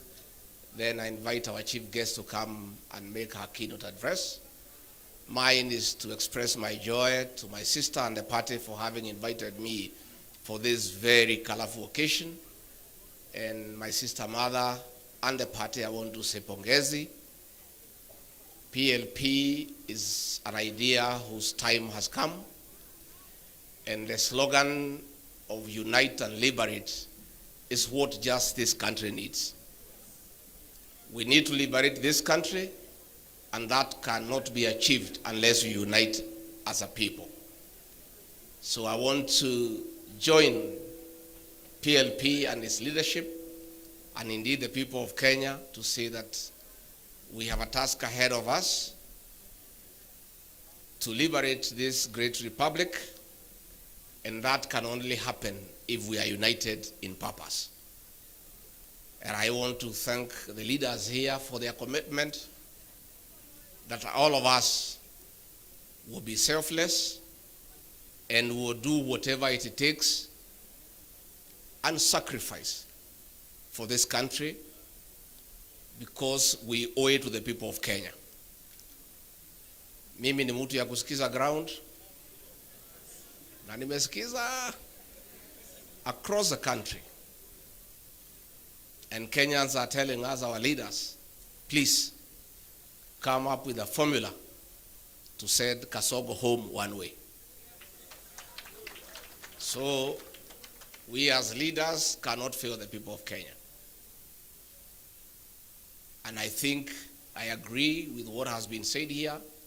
Let us continue strengthening our parties, mobilizing our support, and the right time we'll sit down and come up with a formula to craft a lineup of leadership that will liberate this country and restore the dignity of the Kenyan people.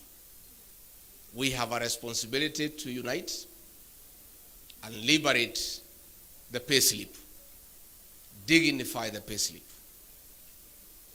The middle class who are the payslip holders are in anguish. They have been impoverished. Their purchasing power has been eroded, and that is why there is no money in circulation in the country. In a record 2 years, William Ruto has destroyed the Kenyan health system. In a record 2 years, he has destroyed the education system.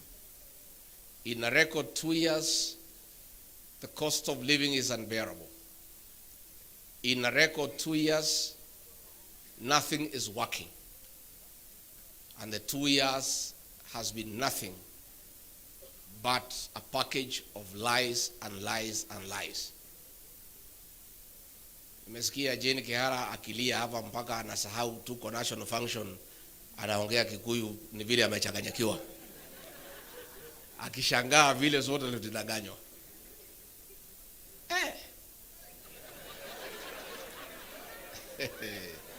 Hii jamaa tangu nizaliwe mimi Riggy, mtoto ya Maumau, sijaona mtu muongo kama yule mtu. Huyu mtu anakudanganya na amekuangalia. So many people have tried to blame me kutoka nyumbani. Wewe ulituletea huyu mtu ukasema ni mzuri, unamjua, atatuweka pesa mfukoni. Instead ile kidogo ilikuwa kwa mfuko amefanya nini? Sasa watu wananiingilia, wananipigia kelele, lakini mimi najitetea. Mimi nasema sasa mimi ni mtu ya kawaida tu. I'm just an ordinary Kenyan. Mtu tu alizaliwa pale wa Monyoro, amesoma hapo, ni mtu ana mpango yote, sijasoma sana, sina PhD, sina master, sina nini, mtu tu ya kawaida. Lakini kama huyu mtu anaweza danganya mabishop ambaye wamemwagiliwa mafuta na mareverend na mapasta, Riggy Gachagua ni nani? You know, the politics of deceit and conmanship is what we are struggling with. This man came with a Bible.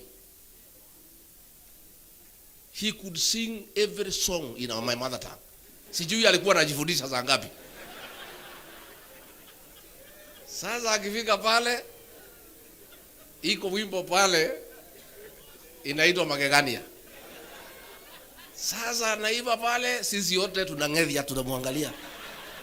Tunasema Mungu ametutumia mala. This man can sing our songs. And he is not one of us. We were very impressed. So hapo ndio tulichanganyikiwa. Sasa mimi kufika pale after 6-8 months nikaanza kuona hii mtu ni nani. Na nikaanza kumwambia hapana, twende pole pole. Hii maneno ya kutoa pesa watu kwa mfuko tulisema tutaweka tuache. Anasema wewe unakuwa kichwa ngumu. Sema situmalize zile barabara ya Maumau na zile tulianzisha, sema hapana, wacha kwanza tujenge manyumba. Namwambia na ile ahadi tulipatia kwa Wakenya, anasema wachana na ahadi hiyo, ilikuwa ni campaign. Sasa hii maneno yote tulisema kwani inawezekana? Hiyo ni maneno tu. So namuuliza, na tukirudi kwa uchaguzi tutaambia watu nini? Sasa hiyo watu tutawapanga. Msijali. Anasema unakumbuka mambo ya power, Omo with the powerful. Ikirudiwa mara mingi watu wanaami. So hii barabara unasikia nikitaja, hata kama hatujengi watu watafanya nini? Anasema ndio unaona hata ile sabuni imekuja inaitwa Aerial. Inaitwa ile Aerial ya Omo. Because watu waliingia maneno ya Omo with. So anasema hii barabara hata kama hatujengi tushinde tukifanya nini? So we are faced with a problem as a country.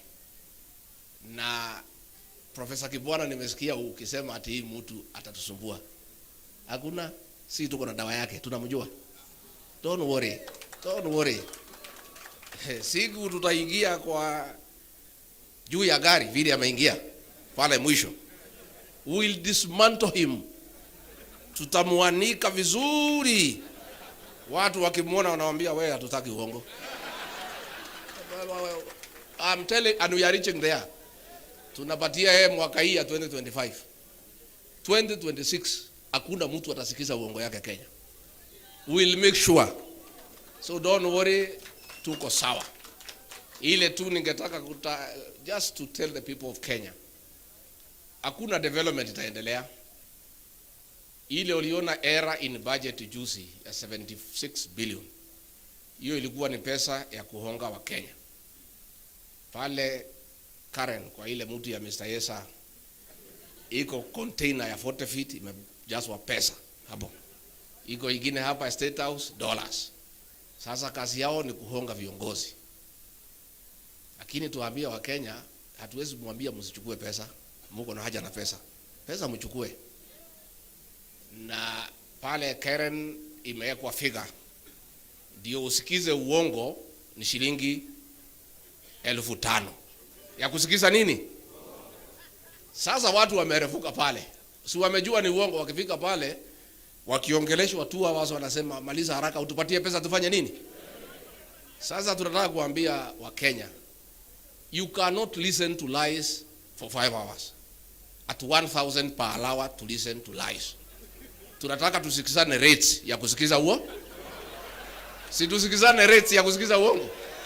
Kwa sababu hii uongo ni mingi sana. Mnadanganywa barabara itajengwa na ni uongo tu, lakini mnawekwa masaa. So tunataka kuambia wewe Mr. Yesa, weka rate ya 2 hours. 2 hours 5,000.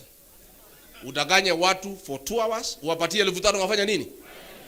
Ukipitisha 2 hours, mnasimama mnasema pesa ifanye nini? Tumekubaliana? Tumekubaliana. Sasa ama 1 hour. No, watu wanasema 2 hours is too much for 5,000. Sasa pale State House iko dollars. Hapo inalipwa in dollars. Na nafikiri ni hii ya gold hii ya Sudan. So pale pia pale sasa naye rais uweke rate. $1,000 watu wasikize nini? Because ni uongo peke yake. Then hizo hoteli tufungue mwaka 2025 na 2026. December hizo hoteli bili tufanye nini? Tufunge. Tuangoje pale kwa debe. Na nimeona waziri hapo akitukana Gen Z akisema ati they are hooligans. Wewe hawa Gen Z ndio dawa yenu pale kwa debe. Hawa Gen Z is about 9 million. Vijana wetu tunaomba nyinyi, you are doing a very good job kwa smartphone. Very good job, Morara. But that is not enough. The real transformation of this country will happen on the ballot box. So tunaomba Gen Z mchukue vitambulisho na muandikishe kura. Alafu siku ya kura mjitokeze mapema. Saa 9 mko kwa line. Na ukipiga kura una record kwa smartphone. Na kumobilize the rest of us, mtu mobilize. Tuko mikononi mwenu. You are the real liberators of this country. Sisi tutaunga nyinyi mkono because we have some experience and some exposure. But the energy and the knowledge to sort out Kasongo lies with the Gen Z. sisi tutaunga nyinyi mkono, So me, I want to say thank you very much. We have committed, we'll work together. And Honorable Mother, I agree with Dr. Mukisa Kitui. You are now our mother. Wewe utuweke pamoja. Hii timu ikisabaratika, Honorable Martha Karua, Wakenya watauliza wewe. Wewe ndio mama wetu sasa. Anatosha hatoshi. The Honorable Martha Karua has a proven track record of fighting for democracy, resilience, and being steadfast. And she's priceless. Nobody can compromise her. So we need a mother figure around us, kama viongozi, mama wetu, wa kutuweka pamoja. Ukiona ninapotea kidogo, unaniita, unanirudisha kwa laini. Unatuita, unatupikia chai na mandazi, unatuongelesha, unatupatia mutisha, tunaendelea another 1 month. Ukiona tumekaa, unatuita tena. Tumekubaliana Martha Karua kuwe mama wetu. And you know, many people walikuwa nafikiria ati mimi siwezi fanya kazi na Martha Karua kwa sababu tulikuwa tunapingana. We are nothing against each other. Kila mtu alikuwa anajitafutia kwa njia zake. But the truth of the matter is that myself, even as she was my opponent, I used to admire her leadership qualities. I had wished we are in one team. And God is great that today tuko team moja. So nyinyi msijali our leaders wale munateswa. Onyonka usijali. Huyu mtu hata even if akimwaga damu yetu, si amemwaga ya jenzi tayari. The blood that he'll shed will just water the tree of liberation. And for a seed to germinate, it has to die. We must sacrifice as leaders in this country to stand up to this man, because if we don't, there will be no country. As we speak, kumeandikwa cabinet memo by CS Interior and CS Lands and Housing of getting all prison land, mashamba yote ya prison imeuziwa investors under the guise of affordable housing. If you check the prison land here in Nairobi West, it is worth 1 trillion shillings. Mtu apewe ati ajenge manyumba. Hiyo manyumba inajengwa na pesa watu wamekatwa kwa payslip. Alafu mnauziwa. So ile shamba si ati anapewa free. President Ruto na watu yake wameuza mashamba yote ya prison in the whole country. And a cabinet memo imetayarishwa, itaenda pale kwa cabinet. Bwana Onyonka na wale MPs, you must stand up. And we cannot agree. How do we give public land to investors without consideration? So it's a scheme ya kuuza mashamba yote ya prisons. And the prisons will be relocated elsewhere at another great cost. So these are things we'll continue calling out. Na mimi unajua hii dosia yote niko naye. Taendelea kutoa polepole so that I don't choke you. Mambo ni mingi. Niendelee polepole ama nitoe yote? Nitoe polepole ama yote? Polepole. Mos. Hawa watu, the election of President William Ruto as president is the greatest fraud against the people of Kenya since independence. This man deceived all of us, I included. Sometimes I sit at night, I feel very foolish because I didn't see him through. You know, alikuwa anakuja kwangu nyumbani, tunakaa mpaka saa 7, anatudanganya, tuna escort yeye na Pastor Dorcas. Pastor Dorcas I think alikuwa na dhamiri. Ananiuliza, "Do you know this man well?" Namwambia hii mtu mimi namjua. "Are you sure?" Namwambia ndio. It's a fraud. And we'll tell it to the people of Kenya. Msijali. Wa Kenya watajua huyu jamaa ni nani. Na tutapiga kura sawa sawa. Bora hii timu ikae pamoja. And he'll call everybody. Hata hii mzee yetu Tinga atamgonga. Hiyo mzee atamchanganya, wewe utaona. Na aliniambia hii mzee wachia mimi. Siku alikuwa anataka kwenda EU, nikamuuliza agenda yako na hii mzee ni gani? Anasema acha hii mzee nitapanga yeye. Hii mzee nitapanga yeye kidogo peleke EU nini nichukue ODM, and I can see it is happening. So where Bwana Tinga, you are listening to people who have experience with that man. Sababu wewe ni mzee wetu na uliumia, we want to give you a small tip. Huyo mtu achana naye. Mkimalizana utakuja hapo unalia vile sisi tunalia. We know him. Now, that is exactly what will happen. So mimi nashukuru sana, and our leaders msiogope. Wale akina Koimburi mnashikwa, hizi jela zinatengenezewa wanaume na wanawake. Mimi kila siku ati wanapanga kunishika. Mimi nasema hata nikishikwa, cells za siku hizi ni ya mawe na iko na choo ya ndani. Pahali nilizaliwa ni pahali ya matope. Cell is an improvement to where I was born. So there is no problem. There is no problem. There is no problem. Juzi nimekuwa pale Meru, nimesema muachane na huyu, if you don't this will happen. Wakasema wakuje wanishike, nikasema niko nyumbani. Mimi nangoja nyinyi. You are welcome.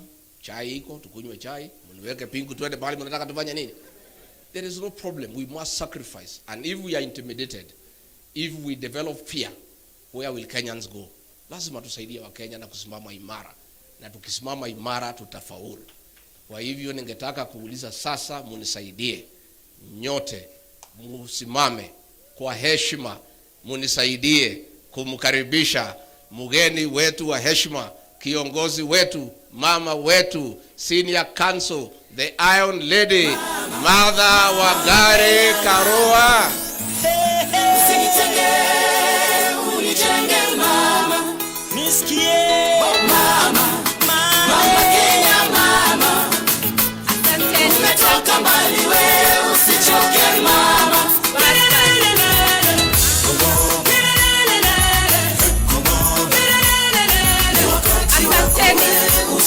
Asanteni sababu ya masaa, asanteni sana. Ndugu zangu na dadangu, viongozi wa chama kutoka Kenya na kutoka bara la Afrika Mashariki au Jumuiya ya Afrika Mashariki, wageni mashuhuri wa Kenya wenzangu, sababu sisi hapa zote ni wa Kenya na wageni wetu wa jumuiya. Asanteni sana kwa kufika siku ya leo. Bila nyinyi hatungekuwa na sherehe. Bila nyinyi hatungekuwa na usiduzi. I do not take your presence for granted. Thank you very much and bless you. I will shorten my speech because almost everything has been said. But today, I want to repeat, it's a historic day for the People's Liberation Party and for the country as a whole. When leaders gather as we have gathered here together, with a common purpose of uniting and liberating the country, it reminds us of the coalitions of yesteryears, especially 2002, when for the first time we had a change of government. We are now looking at a coalition that is going to unite and liberate this country. I'll begin by accepting the challenge given by my younger brother, Riggy, that I should unite, or rather be the convener of this group. And I'm going to say, subject to their consent. Yes, I am willing to do that. And I can see my twin brother here. He'll be at hand to help me do that.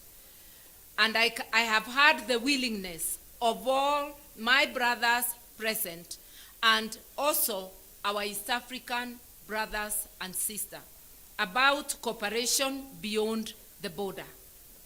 As People's Liberation Party, we are not just rebranding to have a new look.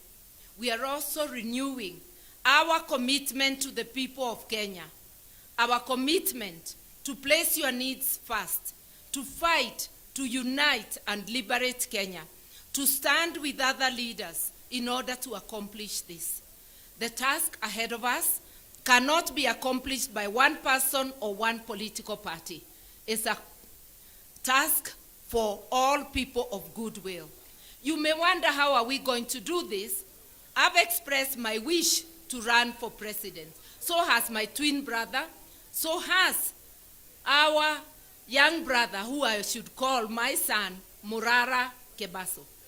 Na kila mtu na wengine hapa wako na hizo nia.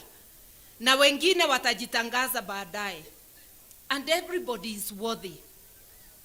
Every dream is valid. Kila mtu aendeleze ndoto yake, lakini zote tukiweka Kenya mbele. Tukijua Kenya ndio ya muhimu kuliko mmoja wetu. That each one of us must subordinate their interests to the interests of the nation. And whoever gets selected as a candidate through a transparent method that we shall devise, we shall all queue behind that person. I may have said I don't want to be deputy. That doesn't mean I cannot support another candidate. I don't have to be in that ticket. But I will put my commitment 100% if I am not the candidate to deliver victory to Kenyans. We must liberate ourselves from economic oppression. And talking of economic oppression, the nation of Kenya, the state, has been hijacked by KK cartels and their allies. It is now serving the interests of the political elite within KK to the disadvantage of 50 million Kenyans. How can we start being sad na kubabaika that USAID, Trump has issued an executive order withdrawing monies that were supporting health and especially HIV and AIDS? I have checked what was the total budget of USAID. Last year, it was 471 million. That's $500 million. The travel budget of Kasongo only, not of the ministries, Kasongo peke yake, mwaka uliopita, 27 billion. A serious and reasonable regime would have immediately announced there will be no job losses because of Trump's order. We shall immediately allocate equivalent money to keep the program going. Since when did our health become an issue for Americans or for any foreign supporter? If they support us, it's a bonus, but we must be ready to allocate money to essential services in Kenya. Another example, the fact that the new funding model for university has been stopped by the court for being unconstitutional does not mean that our university students have to be destitute. It means we revert to the status quo before that proposal. Help should be working. And we are telling William Ruto today and his KK regime, disburse money to our university students. Wacha kukalia pesa yetu, patia watoto wetu kwa ile mpango ya help ambayo ilikuweko awali. Usituambie ni koti imekufunga. Fikra zako na unyanyasaji wako ndio imekufunga, hakuna kitu ingine. We are also saying release money for capitation to the rest of the education sector, primary and secondary school, so that our children may get education. We are saying stop demolishing houses without offering alternative accommodation. Stop grabbing land after demolishing houses, grabbing land of people with titles and giving it to your cronies. Because some of those demolitions, it's not about environment, it's not about affordable housing, it is not about public use, it's about gifting his friends that land. Stop grabbing land, and especially land belonging to the poor and vulnerable. As leaders, unless if we come together, our people will continue to suffer all these ills. Most importantly, the right to life precedes any other right. You have to be alive to enjoy any other right. Stop abducting and executing our people, especially our youth. Stop abducting foreign nationals and disappearing them forever, because there is an Ethiopian who was disappeared forever, Gabriel Michael. And others we don't know. Stop abducting people who are here legitimately, either as visitors or as refugees. This game of abduction, and it appears there is an East African cooperation which has emerged between rogue regimes of Uganda, Tanzania, and Kenya, because that's where we have seen the cross-border abductions in East Africa. As citizens, we must resist. Our constitutions, the Constitution of Uganda, the Constitution of Kenya, the Constitution of Tanzania, the Constitutive Act of East Africa Federation, all are against such acts. You want to pursue somebody across the border? Go to court, get a warrant. Let the court give you an order to extradite that person to their country. How can states behave in a roguish fashion? Uongozi wa kijambazi. And yes, it looks like William Ruto is in a hurry to graduate as a dictator. Our constitution does not allow dictatorship. As citizens of Kenya, we must unite and thwart his graduation into a dictator. We must say that there will be no graduation of a dictator in Kenya, because our constitution says so. Nikisema hivyo sisemi kwa nguvu zangu, ni nguvu zenu. Tuliandika katiba na tukaweka hii maneno yote. Na kama wewe William Ruto na UKK bandwagon hamukusoma katiba, musomewe au mujisomee tena. Kama PhD haiwezi kusoma katiba, sijui itasoma nini ingine. Sababu anajigamba ya kwamba akona nini na PhD. Mkenya wa kawaida ambayo hana masomo ya juu ashaelewa katiba, ashaelewa ya kwamba Mkenya ndiye sovereign. Power belongs to the people. The judiciary gets power from the people. The executive gets power from any public officer exercising power on behalf of the Republic of Kenya is an employee of the people. I want to request to actually call upon all our civil servants, all state officials, all members of parliament to remember that it's not Kasongo who has put them in the place they are. They are there courtesy of the people of Kenya. Hii si ile wakati tulikuwa tukisema mtukufu rais. Mtukufu sasa ni mwananchi Mkenya. So let us work for Kenyans with seriousness, with commitment, with dedication.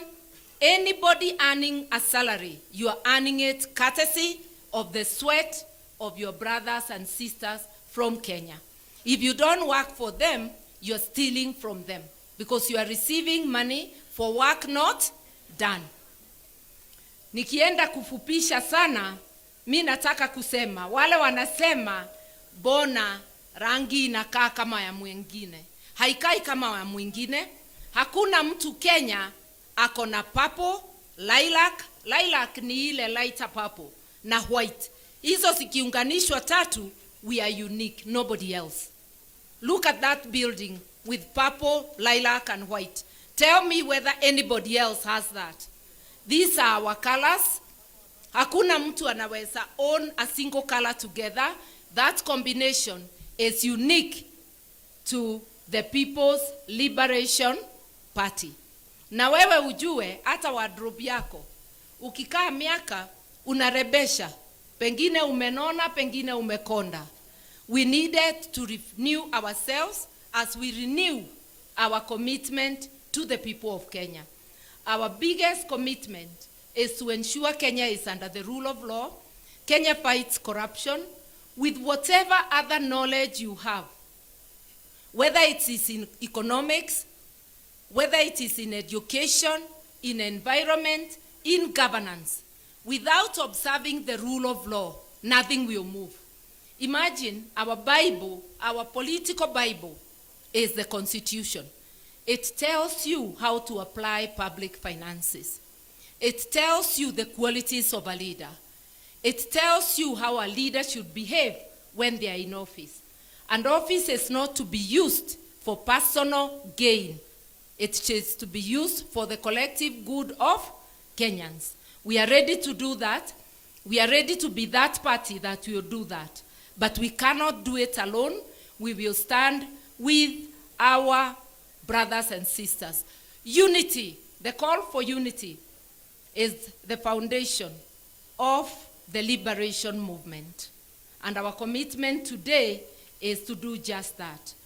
In order for Kenyans and every child to access quality health care, Ruto must go. In order to liberate our education, Ruto must go. When I say Ruto, I mean Ruto, what he stands for, and his entire regime. Ruto sio mtu moja, ni Ruto na vibaraka wake wote. And I want to acknowledge, Ruto ni Mkenya kama sisi, lakini tabia yake haipendezi kamwe. Tabia yake haipendezi. Tukisema Ruto must go is what he represents.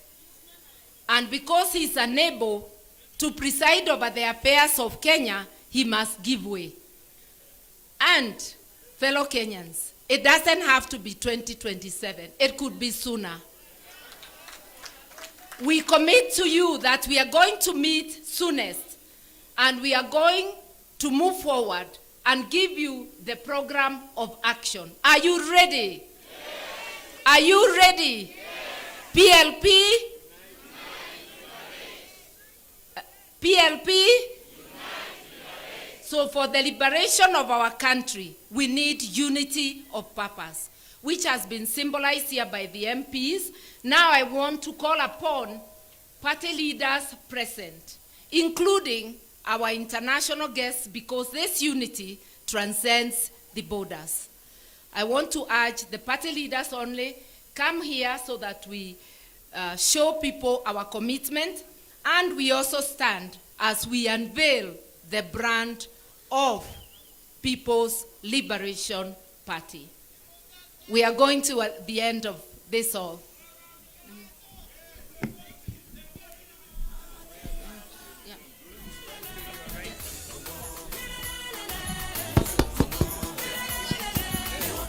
Haya basi, sote tutakuwa tumesalia, tumeketi.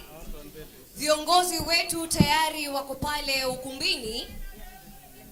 Basi our party leader, PLP party, akiwa pamoja na the principals political party leaders, watakuwa wanatuongoza kwa hafla hii, ikiwa ni rasmi kuzindua chama hiki cha People Liberation Party. Party leader Her Excellency Martha Karua, akiwa pamoja na the second deputy president of the Republic of Kenya, Riggy Gachagua, 10th vice president Stephen Kalonzo Musyoka, all the leaders, party leaders, tayari at the count of 3. Kidogo wangependa wangalie upande huu kwa sababu ya picha. Asante sana. Sasa kwa njia ya kuhesabu 3, 2, 1. It's official. The launch and the reveal of the People Liberation Party, PLP. Viongozi, nitaomba tutasonga mbele kidogo kwa sababu ya pyros ama konfeti ambazo zitakuwa zinapamba pale jukwani. Basi watu wa media, naomba tuwe taratibu ili sote tuweze kupata nafasi. Her Excellency the party leader will be flanked by the excellencies and colleague principals and party leaders for the photo opportunity right after the media has taken the photos of the unveiled political party. Tukijua kwamba kauli mbiu haswa ya chama cha PLP ni kwamba ni muungano na ukombozi, unite, liberate. That's the party slogan. The party symbol ikiwa ni ua la waridi. Ishara ya chama ni ua la waridi ikiwa ni rose flower, na the party color ni purple ambayo ni zambarau na rangi tofauti tofauti za purple na lilac. Basi tukisalia hapo jukwani, maafisa wetu wataweza kuwasaidia viongozi wetu kujipanga for a photo opportunity ili waweze kuchukua nafasi hiyo. Kwa sasa viongozi watasonga kwa upande wa kushoto kidogo tu. Tutasonga kwa upande wa kushoto ili tusipate zile sparks za confetti ama pyros. Tuweze kusonga tu kwa upande wa kushoto kidogo tu, ili ambao wanafanya pyros waweze kuzifanya. Tuko tayari, tuzifanye ili tuweze kumaliza hafla hiyo.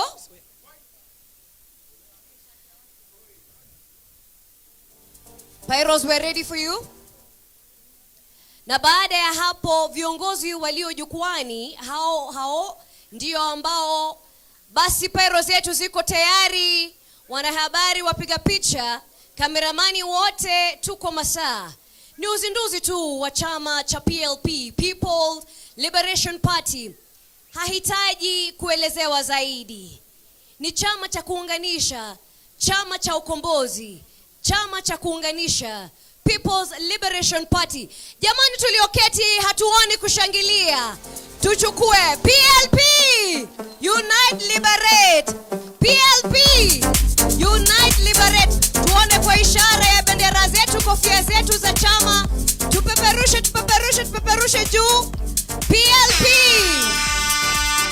PLP, PLP.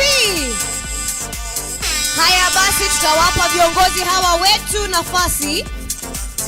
Our principals, our excellencies, wanashikana mikono ikiwa ni njia mwafaka kuonyesha uungano wao, wakiongozwa na party leader wa PLP, His Excellency the Second Deputy President of the Republic of Kenya, the 10th Vice President and Wiper Party Leader Kalonzo Musyoka, Party Leader DAP Kenya Honorable Eugene Wamalwa, Presidential Candidate Muhisa Kitui, and the Safina Party Leader Honorable Jimmy Wanjigi. Iwapo tuko sawa, viongozi watasalia hapo jukwani ili tupate wimbo wa taifa. Viongozi naomba tutasalia hapo kwa wimbo wa taifa, na baada ya hapo tutakuwa tunaondoka kwa utaratibu. Basi tukiwa hivyo studio, tucheze wimbo wa taifa tafadhali.